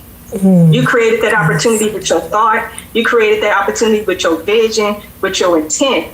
There's something called morphic resonance. And morphic resonance is basically when you begin to change and morph internally, spiritually, it resonates throughout the spiritual channels to which you're connected. And everybody around you begin to morph in correspondence. Yes. They begin to mirror you. So if you're looking for a mirroring identity experience, get into the program. Get into the program. You will definitely be grateful. Ashe, give much thanks, sis. Give thanks, give thanks. And I got a chance to see her at the All Black National Convention. That was beautiful. You know, it's important. I really love what you shared, because the communal aspect really is, that's my favorite part of it. You know, because I learned so much too. You know, it's learning never stops. It's infinite. You know what I mean? So the opportunity for hearing different stories, different perspectives, what different people have gone through, and you know that in itself, as we're working with all the different components of everybody's different circumstances, there's so much healing that's happening for all of us. We're healing going back, right? And we're healing going forward. And so I realized that I was like, wow, you know, we are the legacy of those who came before us, even if they had inflicted a lot of trauma on us. It was the trauma that they were inflicted with that caused that to go forward. So we're healing that, generations going back and generations going forward. So I love the way you put that in the context, sis. I appreciate that so much. bitch. give my baby a hug over there, okay? All right. Yes, sir. Anybody else? I'm trying to see who else is here because I know earlier there were some other ones here. Just trying to. Who else has gone through the program? Who is it? You see somebody? Mama Judy, are you there? Let's see if she's behind the screen. Netzeruda, I'm pointing Mama Judy out. Is she there? Her screen is up. You there, Mama Judy?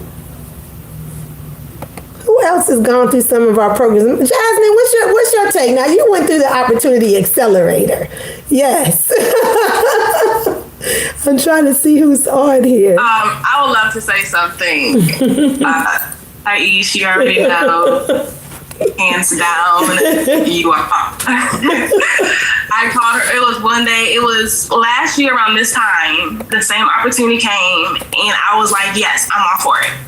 And then it came down to, it's like, life happened. I got sick and and it was like 2-3 o'clock in the morning. I called Queen Taese, and she answered. And I just but I'm just so grateful for this opportunity. Thank you, Sweet Pea. I'm just so grateful for this opportunity, and also grateful for the opportunity that I wasn't able to take last year, because it brought me to the position now that I'm in the state care, caring for infants, and I'm seeing it, and I do hate the system flat out, because it's not for us, it's not for people.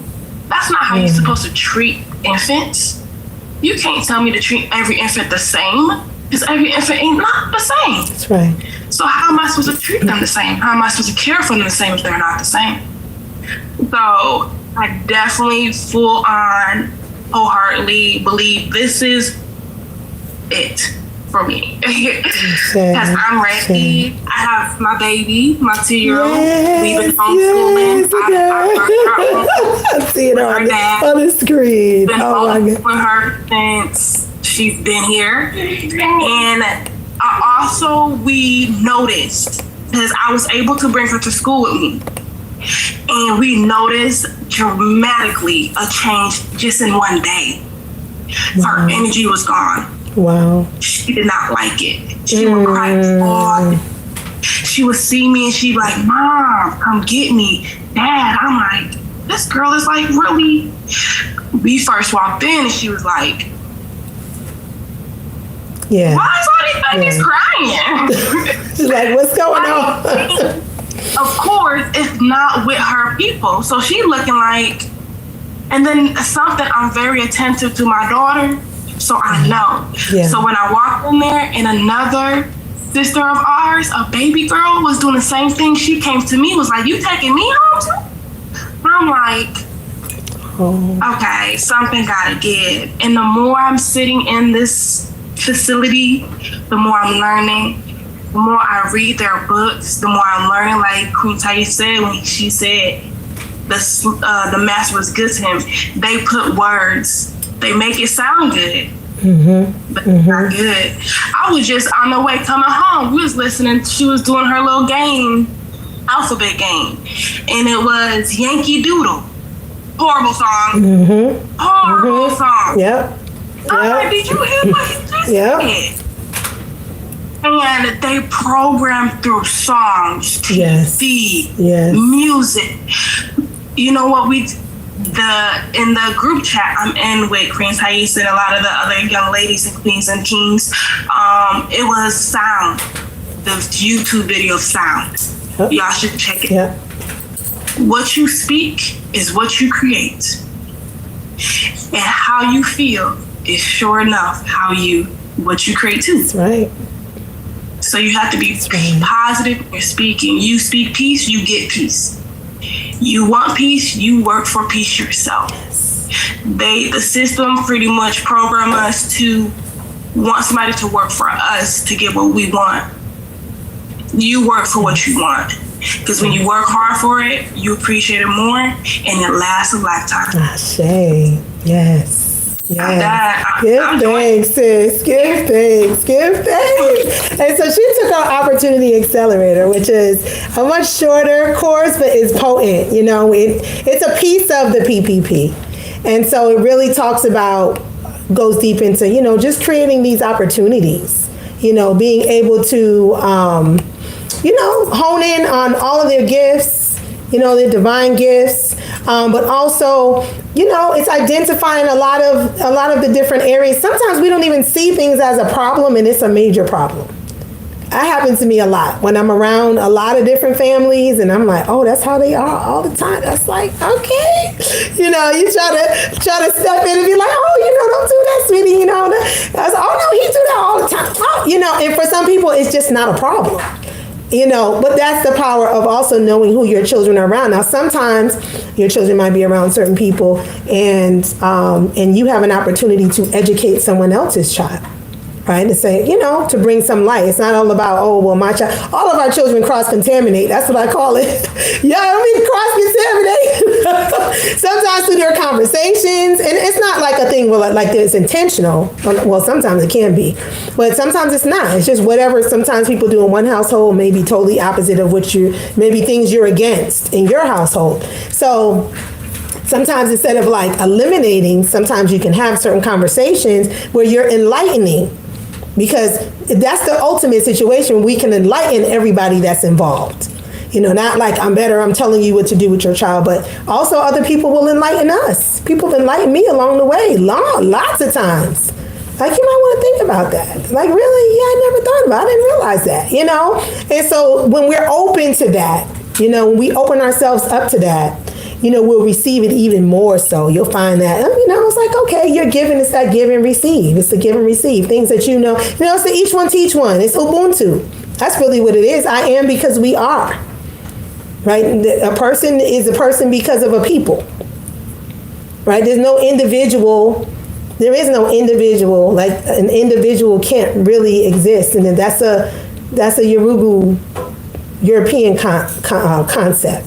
I say Yorugu, that's not a Marimba's book, Marimba Ani. I'm like, who is the Yorugu thing? So she's one of our elder scholars who studied with the Dogon. If you know anything about the Dogon, they knew a whole lot about all the stars, the astrology, everything that these people didn't know until the Hubble came about, and they still don't know fully. And they knew all of these things. They knew it was in existence. All of the Sirius A, Sirius B, which is really Patolo and CG Tolo, you know, in our African names. But you know, the Dogon, they contributed so much to the world. And so she studied, she has a book, you know, that she wrote, took her 20 years to write the book called Yorugu. And it really talks about the mask that they put on, you know, to make us feel that think about that. Like to really have us in a place where just so many of us that just hate ourselves. You know, and making sure that our children stay out of that zone. Like, what? Like, no. Yeah, you know, they're too rich. They come here rich on all levels, you know, and so from there it gets dumbed down, and, you know, then that stuff starts to transfer through the DNA, and then everything starts looking different and crazy. So it's really important that, you know, we understand also from the nutritional standpoint. Don't mean you got to become a vegan, all that. You know, everybody has their different dietary needs, but understanding what's happening with the foods. What are we feeding them? What's happening since COVID? COVID was the ushering in of it was a master plan, I have to say. They ushered in so much with COVID. While they kept us in the house. Can't go nowhere. Not me. I was like, we going kayaking. We going to the waterfall. Everything they said we can't do, we going to do the opposite. I was like, I'm not staying in the house. I'm going to go to the park, so I have to be around a bunch of people. We out in the open air. I was like, please, I homeschool so that my children can be liberated. Y'all not about to have me in chains inside my house. You know, I was like, look, I'm kind of like, anything they say, do the opposite. Do the opposite. You know, if they're trying to instill fear, you can't feel fearful when you're walking through a beautiful forest and you're standing in a beautiful waterfall coming down, and you're kayaking. I was like, anything to do to get outside so we can still maintain our true inner peace and our liberation. So we have to think about that. There goes my aunt. My aunt is on here. Oh, shoot. Yes. One of our graduates. You must have just came on. Did you? I did. I was in the grocery store. Oh, shoot. That sounds good. I knew because there was a bunch of graduates and I was like, I can't find, you know how I am on this. Yeah, I'm terrible with the screen, y'all. They'll tell you that. I'll be like, oh, where's your at? Where you at? I was like, oh my gosh. Let me get on here now. You got to come tell your story. That's what my thing. I was like, I want y'all to, because it's like, I want them to hear from y'all, from your journey, from your story. You got all the babies. Tell them I said, hey. That's how you says, hey, y'all. Hi. I'll put you on a big day. Where y'all at? Hey, baby. Oh, my goodness. They're getting so big. Too big. But yes. Greetings, Simone. You see Simone? She's here too? Oh, my goodness. I gotta get up on this. Oh, I see her. Hey, sis. I gotta bring Simone on too. Oh, my goodness. It'd be like a reunion when I do this. I know, right? It is. It really is. She's like, bring it down. Bring it down. Now, my aunt, you gotta tell them first of all how long you've been homeschooling. Because you've been homeschooling a long time. When we first met, it was a long time then. 2007. Okay. So she's not a newbie by any means. Definitely not a newbie. Yeah, my son out of school in 2007. And then from there on with like my first and all the rest of the children. Mm-hmm. So, it's been a journey. That's all I can say. Yes. It's been a journey, but I can say this being a part of PPP really changed like my perspective a lot, and it made it like really real. Like it was a real, like, oh no, this is what has to happen. Like, this is mandatory. This is like really the thing that needs to be done. Especially if you know how, okay, it's ready. God, please. Mm-hmm. Especially if you know how you want to raise them, you know what I mean? And your raising them has to coincide with the education, or a lot of stuff is gonna leak in. You know what I mean? Mm-hmm. They're gonna get a lot of stuff. Right? I did send a couple of my children to school, like later in the years, like 2022, I think. And I can say this, because they have been homeschooled, they took in things a lot different, and they responded to the group a lot differently, and it's like you have to check in with your children to see like, okay, what's getting in really, what is it, but you need to always be checking, and I was trying to test them for gifted class, for gifted, I'm like, you know what, don't worry about that. You know what I mean? Because we already know where they are, where they're going to be when they get there. We know they're going to be above and beyond everybody else, but they call that gifted in their system, so, but it's really just applying knowledge, it's just teaching them how to think critically at an early age, and so when they see that, they don't know what to do. They're just like, oh no, we want to test, all that extra. Yep. I'm like, don't even worry about it. But this will give them an advantage. No, it won't. It's just brainwash them even more. I was going to say, it's that separatism, like Baba Baruti talks about it. He said either you're going to be at the, the schools, they not you're going to be, but they design it where you're going to be at the the higher level slave, the mid level slave, and the lower level slave, and you know how they use, you know, in those schools, the Title I schools, they'll use their third grade reading scores to determine how many prison beds that they're building now that they're privatizing all the prisons.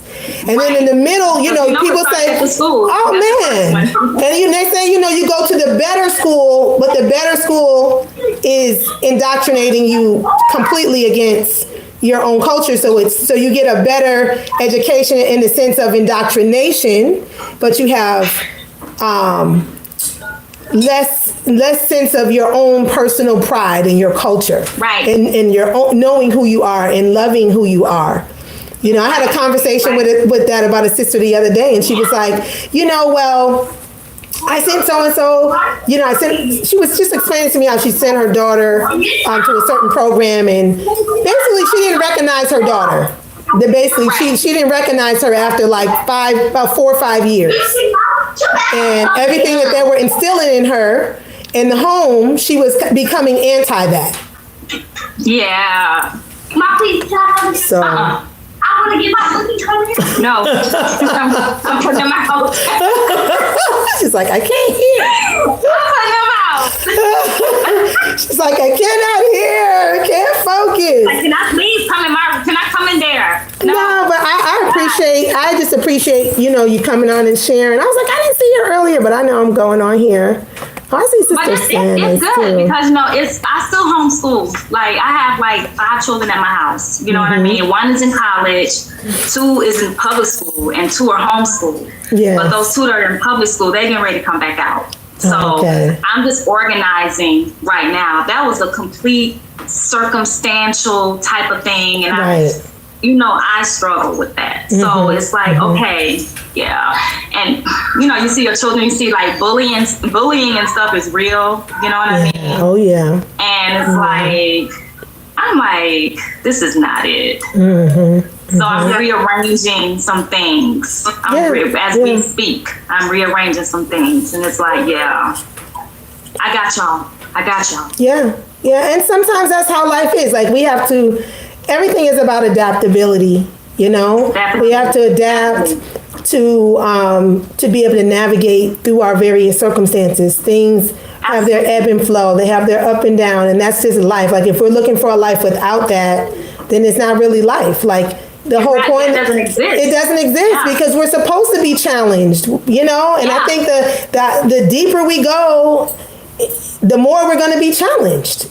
You know what I mean? I agree with that. I agree with that. You know, that's a part of life. It sure is. The challenge is the life. You know what I mean? Yes. And it's how you go through the challenge. That's right. How you going to respond to it. You know? Yeah. We're supposed to grow from it. And we've all grown from all of this, from all the circumstances and things like that. We've all grown from that. And that's the beautiful thing when you're present, you know, there's attentiveness to everybody's emotional wellness as you go through, but that's developing their emotional wellness going forward in life. Come with me everywhere. You know? Okay, I'm going to do something. Let's go. Get in the car. Let's go. You know?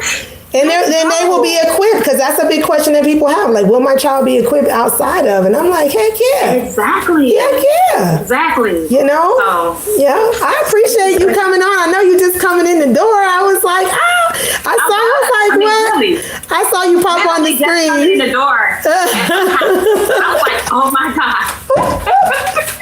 I love it. Oh, I'm so glad you got on. Email. I'm telling you, because this is like, I never know who's going to get on, but I know some of y'all graduates always jump on. And I'm just like, and a lot of them haven't seen you. I haven't seen your face in a minute. Like, it's been too long. And we both in Atlanta. So I'm like, hey, something's wrong. Something's wrong here. In the world. Well, I appreciate you. I really appreciate you getting on and taking the time to just share a little bit of your story, your journey. I think that's empowering, and I think it's really necessary because, you know, I want everybody to know that's in, you know, whoever's in the space that, you know, it's a decision that you make. You know, it's really not, you know, when all of us have a lot going on, but I feel like, you know, at least for myself, I'm always looking for scenarios that are going to help me to grow. And even when people say, "Oh, you got so much," it's gonna find you, and then you make the decision, as it presents itself to you. So that's why I said I love it when you guys pop on and you share, because it gives everyone really an authentic, perspective. Not saying that things are unauthentic, but something is different when you hear from those who have gone through it. So I appreciate you. I'm gonna go, Mama Judy. I see Mama Judy got her hand up. Mama Judy, are you there? I was calling you, Mama Judy. Are you there? I'm here. Ah, how you doing? I gotta Blessed catch. and favored. Now, Mama Judy. I am blessed and favored. Mama Judy is everything. I gotta come over here. I gotta put this up on the screen. I have to say that I lost my train of thought. I'm sorry. I'll start over.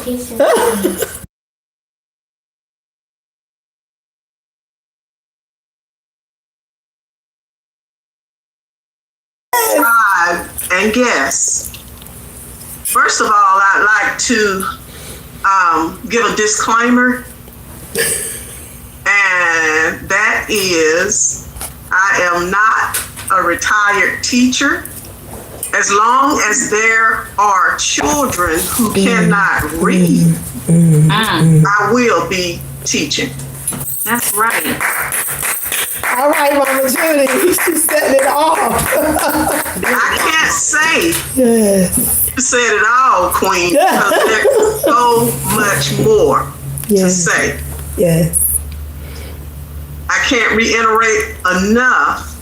Learning starts at birth. Yes.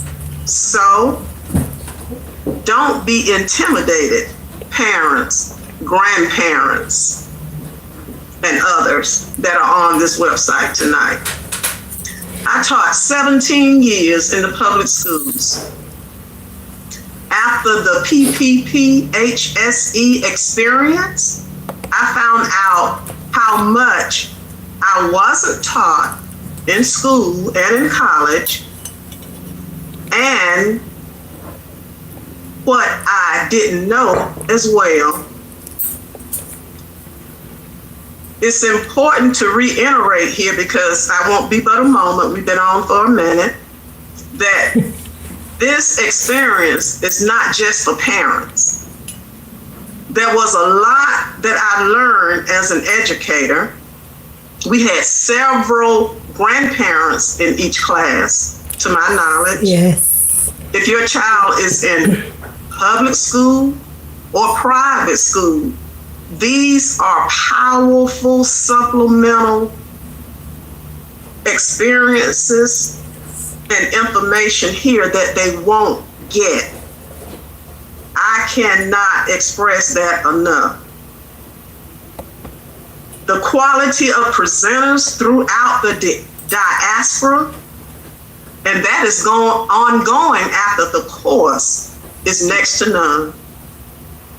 My son is 40 years old and doing well.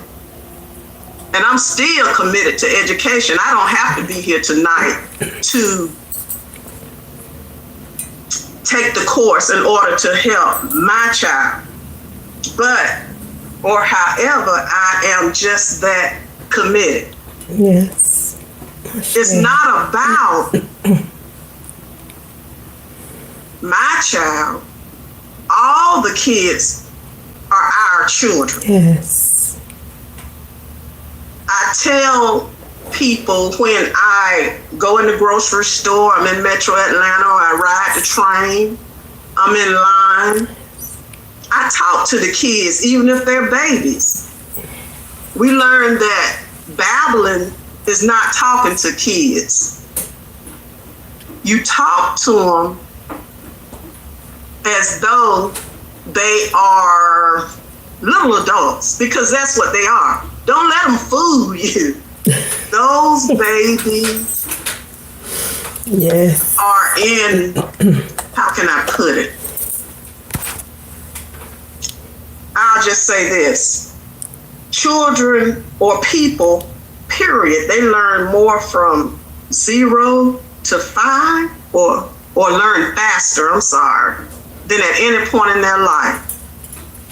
They suck up everything around them just like a sponge. It's one YouTube that I love to watch where the baby is imitating the father doing push-ups. You know, who would have thought a baby could do a push-up? Okay. They're mimicking you, they're watching you at every turn, and don't be fooled that because, you know, they crying or giggling or whatever, that is a powerful stage. Yes. And I would submit to Queen that not only she offered her class to school kids, but let's start at 0. I had that conversation with a parent. I'm a committed ambassador. I'm always talking about our homeschool, our Black homeschool. And a lady asked me what age, and I hesitated. I thought about it. I said, "Really? We start at 0." We sure do. That's all the pregnant mamas. I can go on giving birth because that's one thing I have in common with my teacher, Queen Taese. We love to talk, and I'll just end there. Thank you for being here. I applaud you, and this is, like she said, it's not a class, it's an experience in every sense of the word. Thank you. Madasi, Mama Judy. And Mama Judy is such a pop. You can see right there. You feel the energy, you feel the love. It's something about having the elders in the class too. Like, you know what I mean? You have it always just happens like that. You got the whole spectrum. And she's so inspiring to me in terms of her knowing her story. And what I love is that knowledge is infinite. Like, no matter what stage or age you are in life, you can continue to keep adding on, continue to still living your divine purpose, to continue to expand. Like, you know, you're creating a reality. All of us are creating the reality we want to see. Like, there's there's others out there working to create the reality for us, which has developed so many limitations that we put upon ourselves. But the reality is that that's ours. It's our reality to create through the habits, through the regimens. A lot of times parents will say, you know, what I envision for my children is this. So then I ask them, I said, well, what regimens do they do every day that lead to that? And then there's a pause. Well, you know, a lot of times we get to that stage where they're older and we had this vision, but where did the vision go? Like, somewhere along the way, your daily regimens, and we work on that in the training, your daily regimens have to lead to where you're going. So if you want them to be, you know, if you find the certain areas that they love and they're interested in, or if maybe not, maybe it's just the morals and the values and the character. Some people say, I want my children to be very spiritual beings. Well, what are you doing every day that's spiritual? What spiritual practices are you doing if you want them? I want them to be, you know, millionaires. Well, are you teaching them about money on a regular basis? Where are they implemented in your life, you know, in your experience as adults, where they're handling the money, or where they're budgeting the money, or where they're planning out the next goals, you know, financially?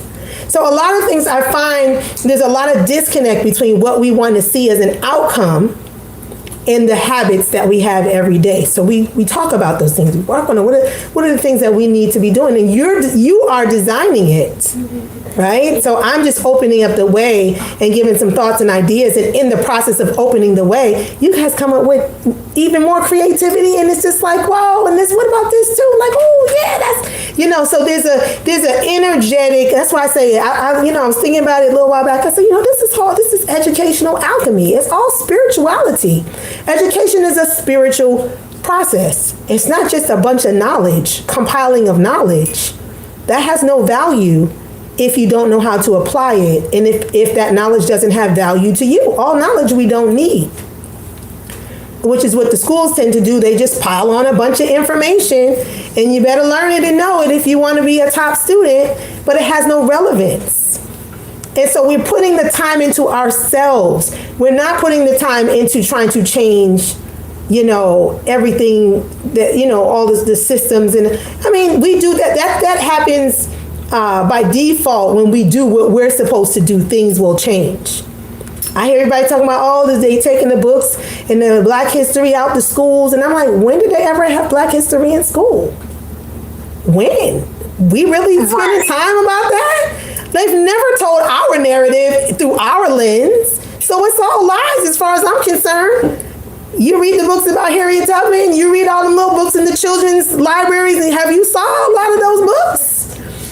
They never told our story. So if we want them to know our story, you never see some little Chinese children, no Jewish children, nobody waiting for someone else to teach them about their culture. It's ridiculous. I don't even want to have that conversation.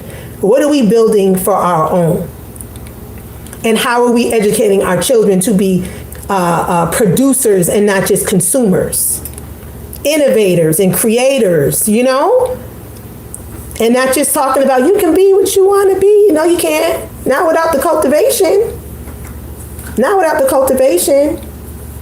And there's a lot of things that they have to go through that think about the things we have to go through. And you're like, oh man, if I would have known, I say this, it's not about avoiding everything they have to go through that's maybe deemed as negative or harsh. That may be very well part of their journey too. Is really educating them on how to navigate that, how to cope with their emotions, how to keep their confidence up, how to find solutions. I had a conversation with my son the other day, right? He's like, Mom, I need help. I said, man, you find a solution. You find a solution. He's like, what do you think I should do? I said, I think I should tell you to find a solution. You find a solution to that. I don't remember what it was. And he was looking like, well, I don't know. I said, well, I don't know either. You find the solution. And he found the solution, whatever it was. And I'm like, yeah, sometimes we got to put it on them. Like just because we're adults doesn't mean we're the only ones that can find solutions around here. They have to be problem solvers. They have to be able to identify the problems. And they have to be able to be resourceful enough. Even if you don't know how to solve the problem, go find out. Everything is not about us teaching them everything. Like Iya Shango Ranke said, they got to be tempered in the fire.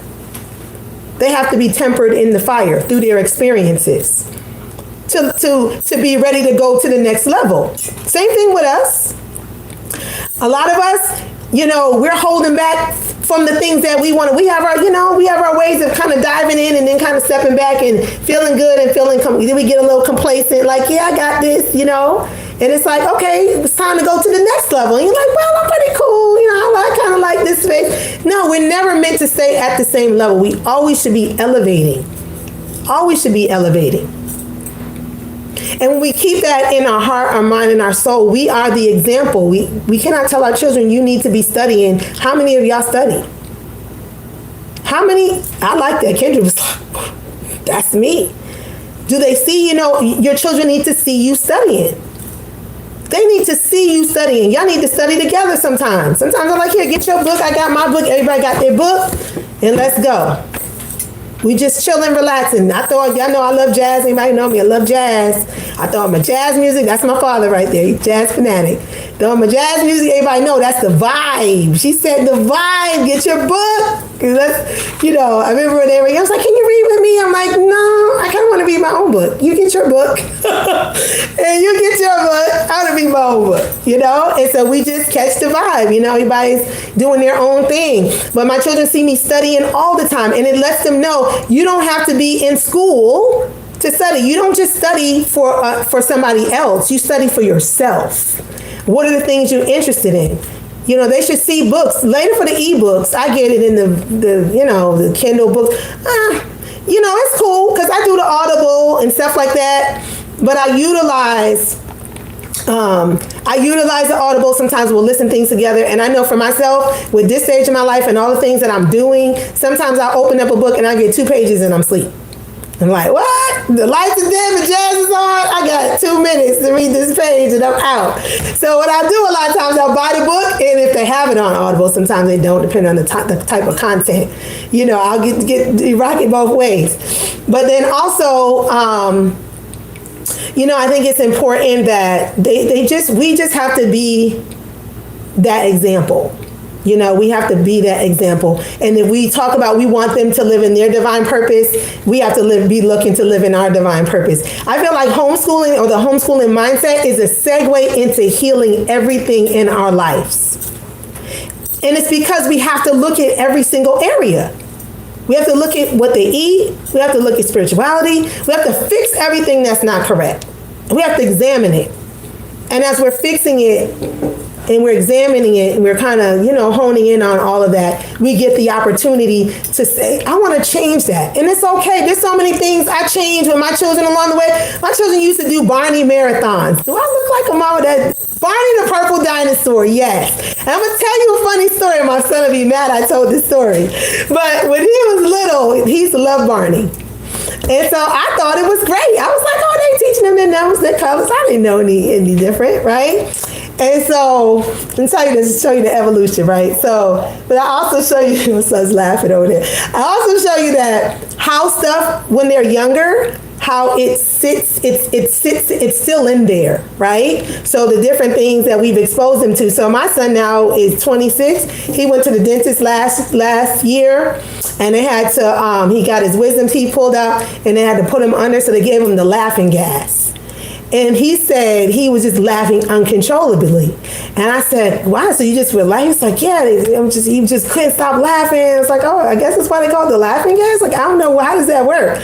So he's like, Mom, but that wasn't the worst part. He's like, the whole time I was under, I had a dream that I was in somebody's yard, and I was in the corner with Barney and some other children, and we were just laughing and dancing. I said, as a grown man? He was like, yeah. I was like, what? I was like, oh my gosh, I done ruined my child. But I thought that, it's funny, I laughed, and it was a funny story, the whole family was laughing, but I went deeper with it, and I was like, that's in his psyche. He was like 1. He was like 1 year old. And so I sat with that, and I was like, wow.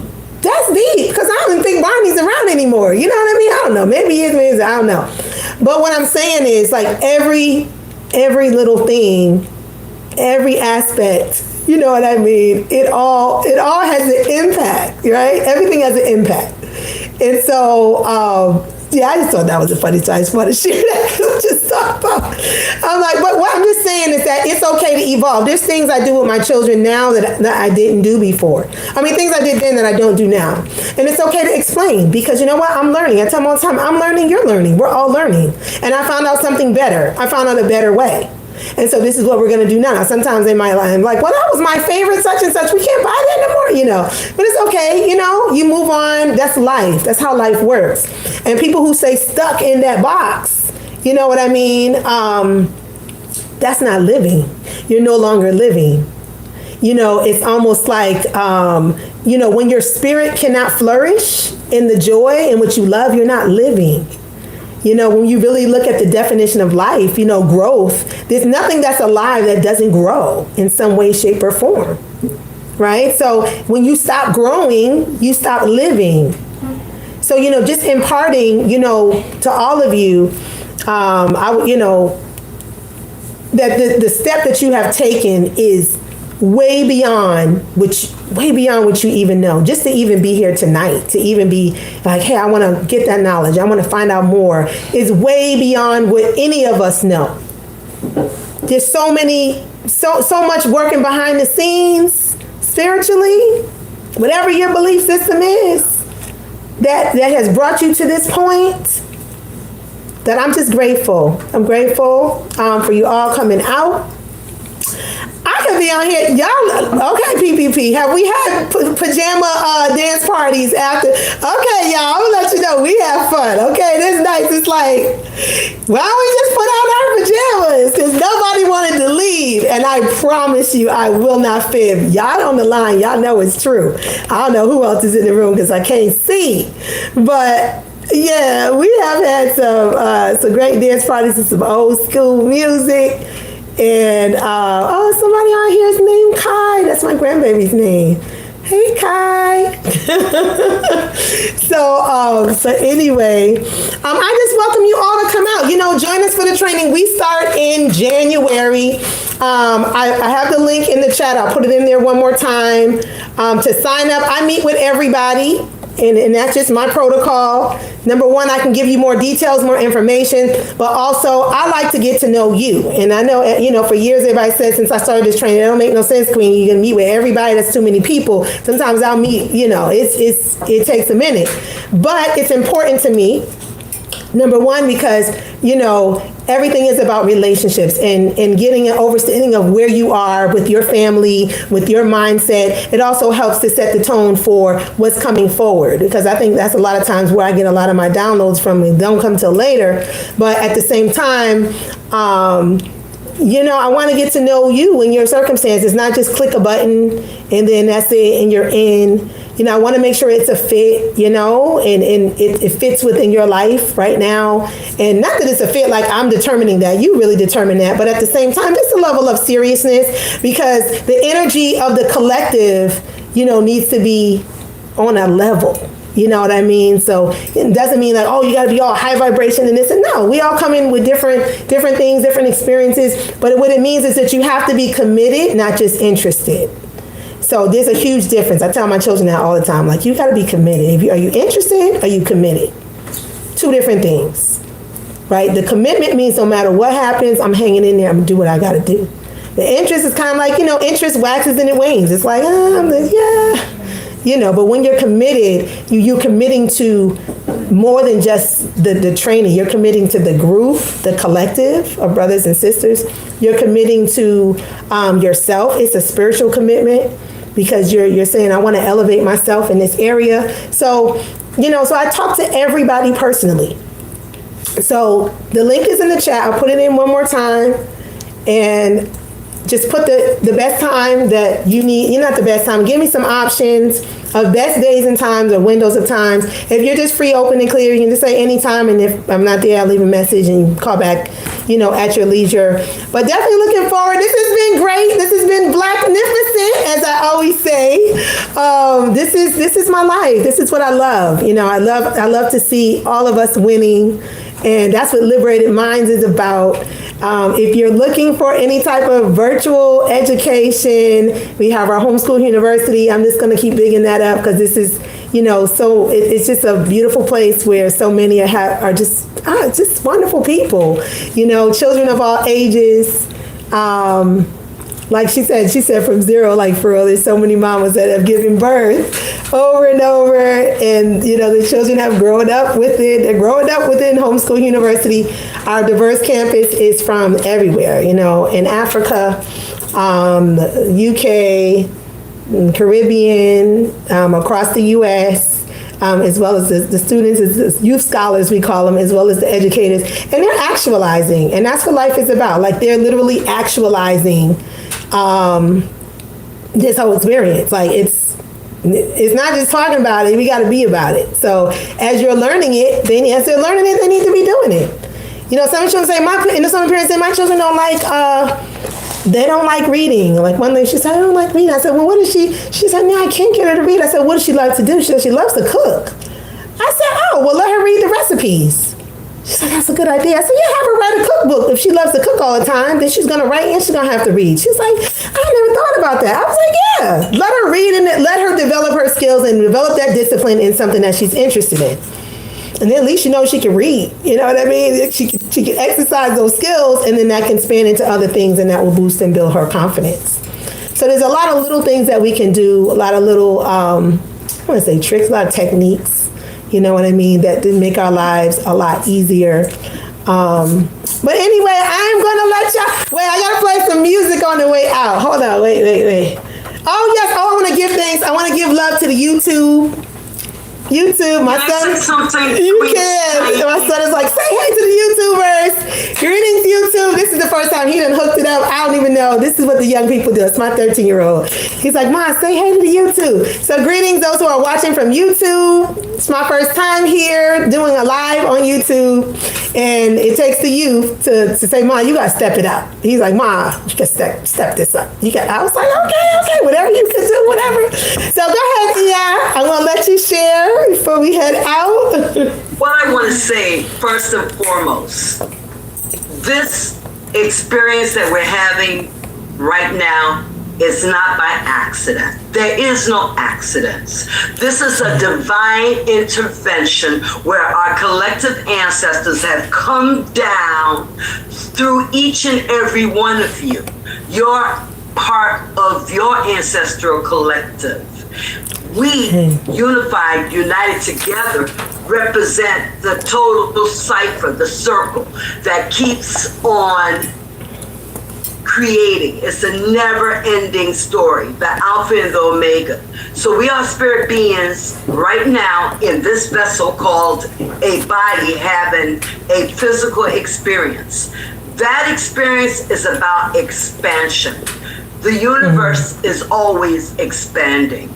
Therefore, we are always expanding because the universe represents whatever your belief is, God, Oldamari, Alofi, Yami, whatever you want to call that higher power is always expanding. And we are the representation, the flesh, blood, and bones of those ancestors that came and created this way. So what this is bringing is fire. I am who I am because of my parents. They saw my gifts at an early age. They gave me a sewing machine. I'm in my design studio. You can probably see me moving around because I have a very important ceremony that I'm going to be part of in doing for my graduation. I'm always going to be in school. School is always in session. Understand your children when they express that they love something. Pay attention, because that will give you a clue as to why they came, one of their purposes, because there is no one purpose. We have a reason and a season for each segment and part of our life as we go through this cycle, this cipher. So it's so important for you to pay attention to what your children love. Like Queen Taese said, her son started learning about the mechanics, the mechanical world, which he evolved to be a pilot. I might be flying with him on Friday. He might be my pilot because I'm going Southwest, because I use Southwest a lot when I travel. But the point is, each and every one of you all are master genius teachers for your children. You are the first educator. They are in that school session for whatever time they're at, that are getting information that is designed to program them to be a good, high-tech, low-paying slave on the paradigm and the plantation that they created. We had nothing to do with it. So it's so important for you to understand your children's gifts, because as a result of my parents and Queen Taese, some of you all expressed that, of identifying my gifts at an early age, I'm able to create my own reality. I live on my own time. I've been I always call retired since I've been in my 40s. But the bottom line is, I'm always about learning. Exposing your children to travel. I don't care. There's so many different ways that you could travel around this country. I've been through 36 plus states in this country, including sacred places like the Grand Canyon and the Niagara Falls. But I say that to say, expose your children to travel. Internationally, I travel. I take my children with me. And the reason why is so that you could show them that the world is way bigger, as well as rich in all the resources that they need to not just survive, but to thrive, to be their full potentiality. So I know that you are given a special gift by being here today. Please, whatever you do, if you take one course, my grandchildren have taken courses with Queen Taese. I sat in on some of the classes because I was so intrigued that my grandchildren at 9 and 11 years old were learning about how to put a business plan together. Hello. My grandchildren right now, that's all they talk about, how we gonna get our hustle on, okay? And their grandmother did that with my children. My children when I did shows, I'm a designer, I'm a costume and fashion designer, and I do a lot of community outreach. When I did my events, my children were there. They have modeled for me. They've even sold their own things, from cosmetic bags to beaded jewelry that I taught them how to beat. Yes. And then they took it to another level. When we go to New York, they go to Broadway. I showed them how to get their hustle on. We go to all the wholesale cash and carry places. My son was into the bling bling thing, created his own catalog based on the things that I had showed them how to do. They took it to the next level. I now am learning from my children. I'm learning from you. So when you tell these stories, you're inspiring me. Oh gosh, what class am I going to get into next? Thank you.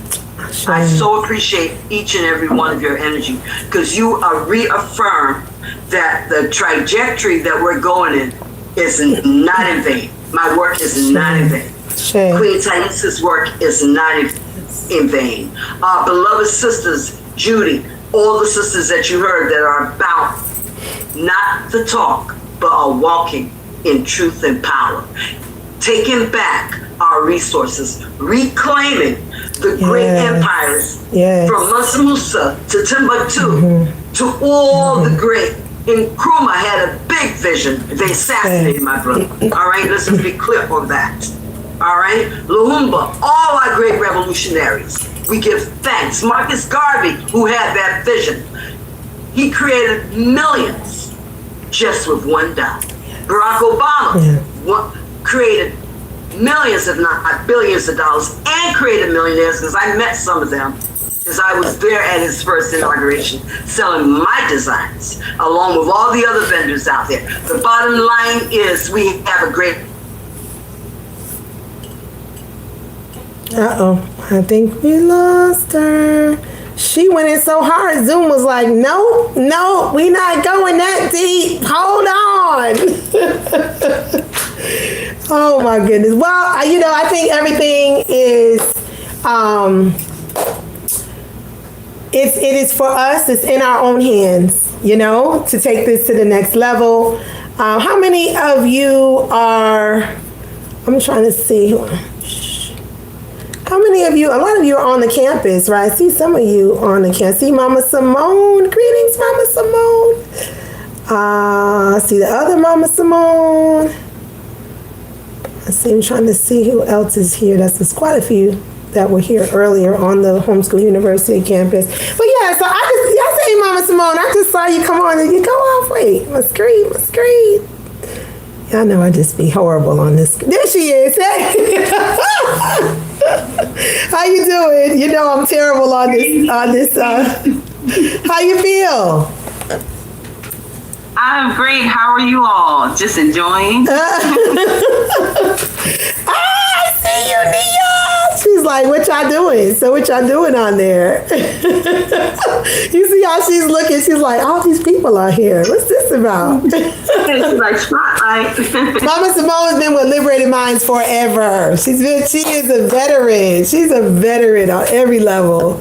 I just want to give thanks for all your support, sis. Everyone who's here, who's taken the time to be here this evening and still be here. And I actually did pretty good. I'm kind of proud of myself. Now I'm kind of going on because I just love my people. I love y'all. So, I'm just like, okay, it's 9:45. So what I generally do is I go out with some music. Oh, there's Mama San. San, hey, greetings. Another graduate.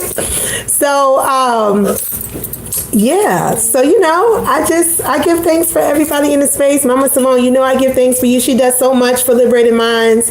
She also is a photographer. She's my personal photographer, y'all, and I do my events. She's amazing. So anyway, anything you want to share, Mama Simone? I just want to plug, you just said something that I would love for everyone to know, just the fact that just as much as you pour into us, we pour into each other and we become family. And there's something magnetic and powerful about you where you see our gifts and you pull it out of us, and you don't even have to mention that you have a gift. She's like, I know you got something there. Tell me, what do you do? And whatever it is, it can be the tiniest thing. She will say, hey, build on that and make it into something, make it into the great thing that it is. So I just love and appreciate you and everyone who have been our support and who have poured into us and help us bring out all the gems that we are so afraid of bringing out sometimes, sometimes we're like, no, that's not a business. That's not a talent. But you really you have a gift of really seeing into us and just bringing it out. So I just give thanks. Give thanks, sis. I appreciate it. I appreciate you and the whole family. And like she said, it is a family vibe. It really is. Anybody else want to share or ask any questions? We're going to get up out of here. I know this has gone longer than I anticipated. I saw some peace and love. Greetings. Greetings. I just wanted to say that it's all over you. You are highly contagious, and you're glowing in all the energy and the light, and even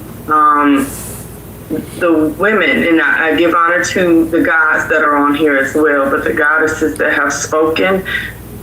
There's something about tonight, and I'm sure about the group, I'm sure about that is breathtakingly, it resonates. I have chills. I've been in tears a couple of times. I just wanted to be able to share that. There's no mistake in divine order, in divine vision and obedience. I have experienced something, I would say tonight before I came on. I was late coming on because I was going back and forth with the school system and an instructor. And I have to do everything that I can to not actually pull my child tomorrow, and I don't want to act out of emotion. But this just, so I'm like, I don't want to wait till January, but I have to wait till January. But it's overwhelming. I'm going to have to, when we hang up, I'm going straight to gratitude for my ancestors, my guides. I'm burning my candles. I'm going to have to go into meditation and just be very grateful because the position that I'm in, I put myself in, working for the JOB, et cetera. When you have a calling, like you have, like a lot of us have, you have to heed the calling. If you don't choose you, and if you don't choose that, then you suffer. It's almost like a warning, different things come up. It's like, but you're doing that to yourself. It's unnecessary. But then when you come on something like this, like a platform that is so electric, I can't even put it into words. I know it's late. We have to go, but I could not contain myself. I appreciate you sharing. I do want to say something, though, that your experience is necessary to have the perseverance to push through what you have to push through. So you had to go through that experience. So not to negate it, right? There's a lot of things we can say, oh, we would have done differently, but sometimes we went that route so we can have the level of conviction going forward. Right? And it's the difference, like I said, between the interest and the commitment, right? So it's a whole nother, so I just commend you for your authenticity, for coming on. It's just been a joy, to be here and to share. And I feel the love in the room. I just feel the love, like even for those, the cameras are off, it's just a vibe, It's a vibe that we're sharing, and everything, like she said, nothing's by accident. We're all here for a reason. And I know that's always the case. That's always the case. And sometimes we can't recognize it for what it is because we don't know, we don't go deep enough. It's just like even when we have our relationships, how many people do you know for so long that you really don't know? And then you have a real conversation with them. You're like, all these years I knew you and I didn't know that about you. Because we're taught to stay on the surface. We're taught to stay in that superficial zone. Like, I don't want to know too much about what's going on. Just how you doing? You good? Okay. Keep it simple, but we have to be willing to go deeper. And that has to be our nature. That's part of caring for each other. That's part of caring for our children, caring for our brothers and sisters and our family and our community, that we have to take that extra step, and that will encourage other people to take that extra step. You know what I mean? So I learned that wasn't even that long ago. You know, it was a sister, I was talking to her about something that I needed for our conference, and she's like, oh, I've been doing that. I left that job, and that's why I'm selling books. I'm thinking she's just a book vendor, children's book vendor. She comes every year. Well, she was dealing with children who learn differently over this a whole portion of the state of California, and it was mainly African children, and she was imparting our culture within it. And I said, I had no idea. She said, yeah, I did that for 30 years. And I was like, wow, how did I know you all these years? And I never knew that. And that day I swore, I was like, I got to go deeper with people. I can't just be like, I want to know where, and like Mama Simone said, that's my thing. Like, I just want to know, like, I feel like we are our greatest resource. If we don't talk to each other about what's happening, what's going on authentically, it doesn't mean we have to carry everything that everybody's carrying, but there's just a little bit of love, a little bit of intention around what's necessary for the healing, or just connect them to someone or just be an ear sometimes, right?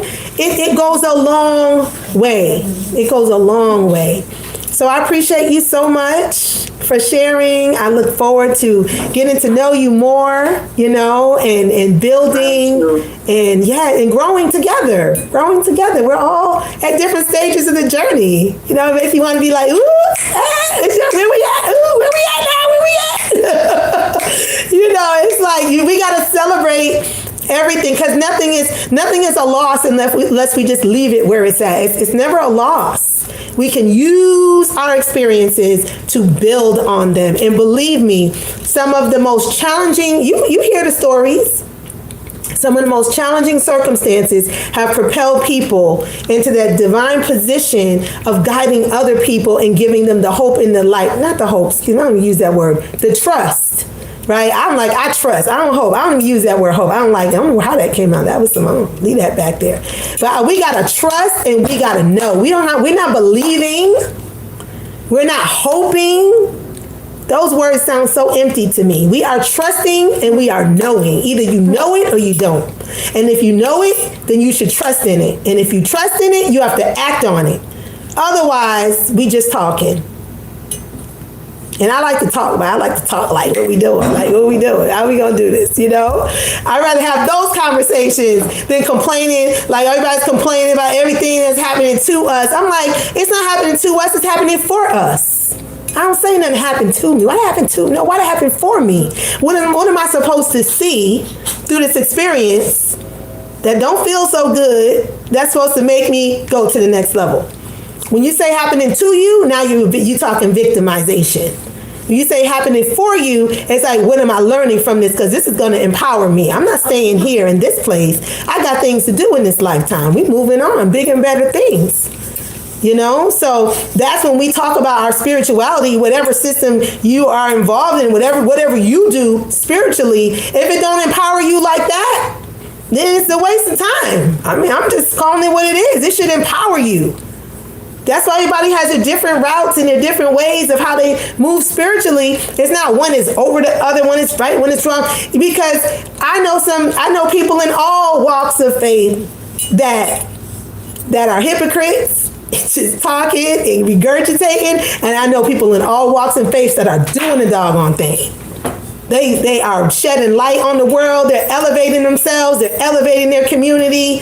You know what I mean? They're really about that life. So whatever empowers you to be strong and powerful and live in your divine purpose and do this work out here in whatever way that you came here to do, then you are right. You on the right track. If it's stagnant for you and you feel like this complacency, ain't nothing moving, ain't nothing happening, either you might need to go a little deeper or you might need to look in a different direction. I don't know. Maybe sometimes it's stagnant because you're not doing the work. And maybe it's stagnant because it's just not for you, or sometimes you outgrow things too.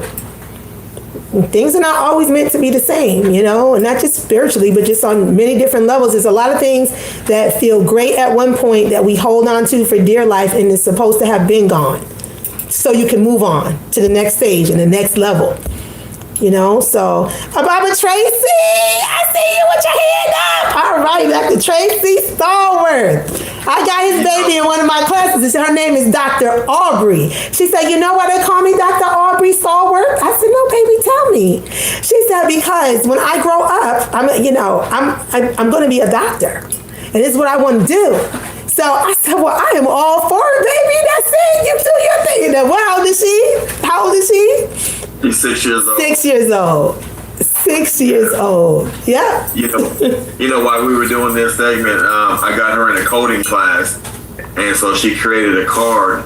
And I just want to say this. I'm in deep thought right now, and a lot of people always talk about our gifts, but I would prefer to have the presence in order than the gift, because the gift it just functions, but the presence is always there. And just listening to you just pour out, you poured out so much. And just go with me real quick, guys. It's like spiritual sewing needles with thread was just released while we were listening to you to sew this thing up. If people understand what sewing, you know what I'm saying? Sometimes it might be wide, but when you sew, but when you pull it together, there's no seam, you know what I'm saying? Wow. And I just really feel like, you know my story, I'm running for superintendent of schools. Yes. And I come as a professor from the collegiate setting, and I know a little bit about, you know, K through 12, etc. But I just really feel compelled and empowered to even just do this PPP because I need to know. Also, me and my wife, I'm going to talk to her tonight. I told you about starting our own school. Yeah. So we're going to put that in fruition. I love it. My daughter, she loves your school. She's empowered. She's excited. Yeah, she's amazing. I just wanted to tell you, you know, just continue to be blessed, continue to be empowered. Give when they're praying thanks. for you. Give thanks. Because this is this nation building. Yes. We never thought that we could homeschool, and one day my wife was like, look, my daughter's not going to school anymore. There's so much going on in the system right there, and when your kids go to school, the ancient kids, they can do whatever they want to do.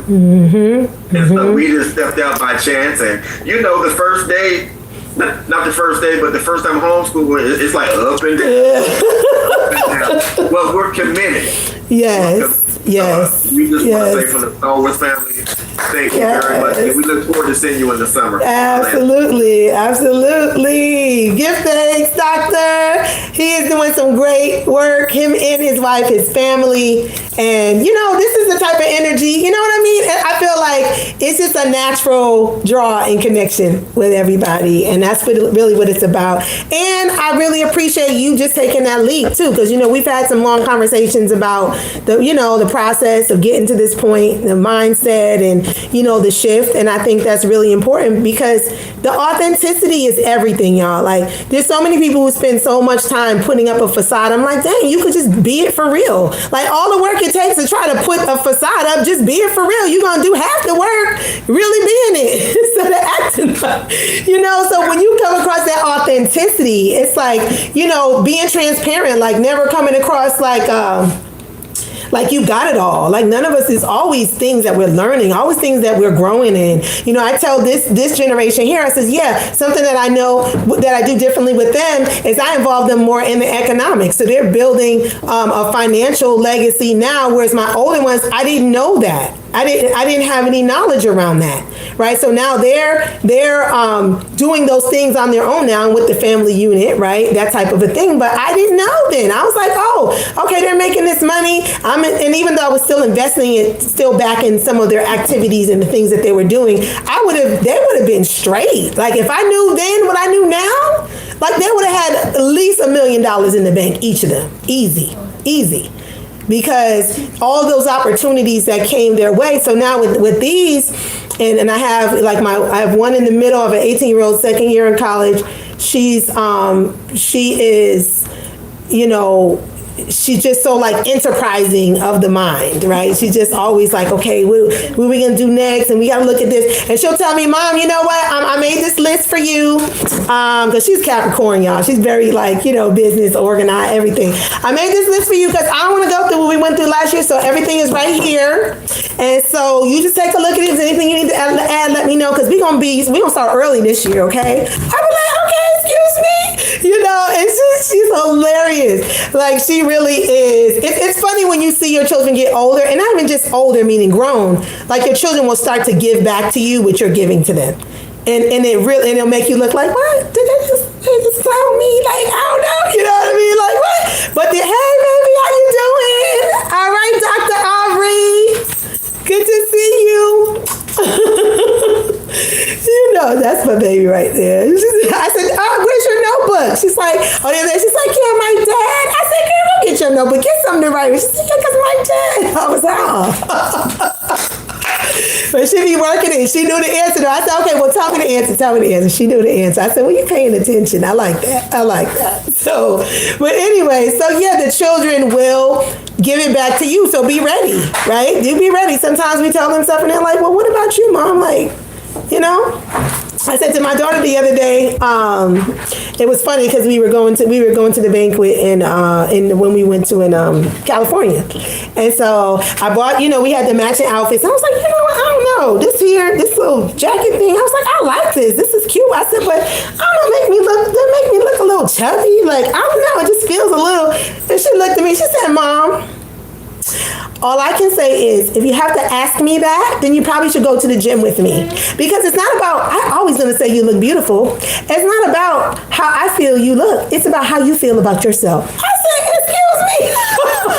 And I was like, what? She was like, yes, that's all I'm saying. She'll just come with me. I'm there all the time. You can just come, And I'm like, okay, like, what do you say to that? I was like, okay. She's like, so you're going to come with me? Like, I'm going 2 days. It was 2 days. You're going to come with me on, I think it was like Thursday. Come with me Thursday? And then what am I saying? I'm like, yeah, I'll go. It was hilarious. So I was just like, yeah, but that's, those are the things that we give them, like proactivity, be proactive, be self-confident, all the things we're instilling in them, and then they will start giving it right back to us. Whenever we start feeling like a little doubtful about something, and she's so straightforward, but she's so loving with the straightforwardness. It's not like touch her feelings or anything. She's just like, oh, it's just common sense. It's just A, B equals C. That's it. Like A, B, C, we there, like it's not hard. Let's just do it. She's the organized one. Very organized one in the family. But anyway, I am going to play this song because I always end with a song. I love music, y'all. But I love healing music. I love all kind of music, but I really like, certain vibes, that just get you right, get your mind right. So I'm going to play this song here because this is like my new artist. You get an artist, y'all like you get an artist and you like run it in the ground. My children say I do that. I'm like, you find somebody new and you just run it in the ground. I'm like, yeah, I kind of do. Yeah, they're like, oh, she putting that on again. It just make you feel a way. You're like, ah. So this is my new artist, right? Her name is Geminelle. Some of y'all might know her. I think, who was it on here earlier? I don't know if she's still on, but anyway. Crystal. Yes. Hey, Crystal. How you doing? I'm doing well, sis. I sent it to her too. I sure did. Didn't I, Chris? I sent it to you, right? Yes, you surely did. Yes, I have. Matter of fact, where's my phone? Oh, the phone is on the YouTube thing. I don't know how this stuff works. Okay, I can't touch nothing. The whole album is good. The whole album. I'm gonna try to put it in the chat, right? So give me a second. I'm gonna see if my son can pull it off of. I'm gonna figure it out in the meantime while it's playing. But she has a whole thread. She has like a thread of like 5, maybe 6 songs, and really the whole thread is just so powerful. It just walks you through this journey. Like I move with ease and joy. She calls it mantra loops because it is. It is like a mantra. All her songs are a mantra, and so you're saying it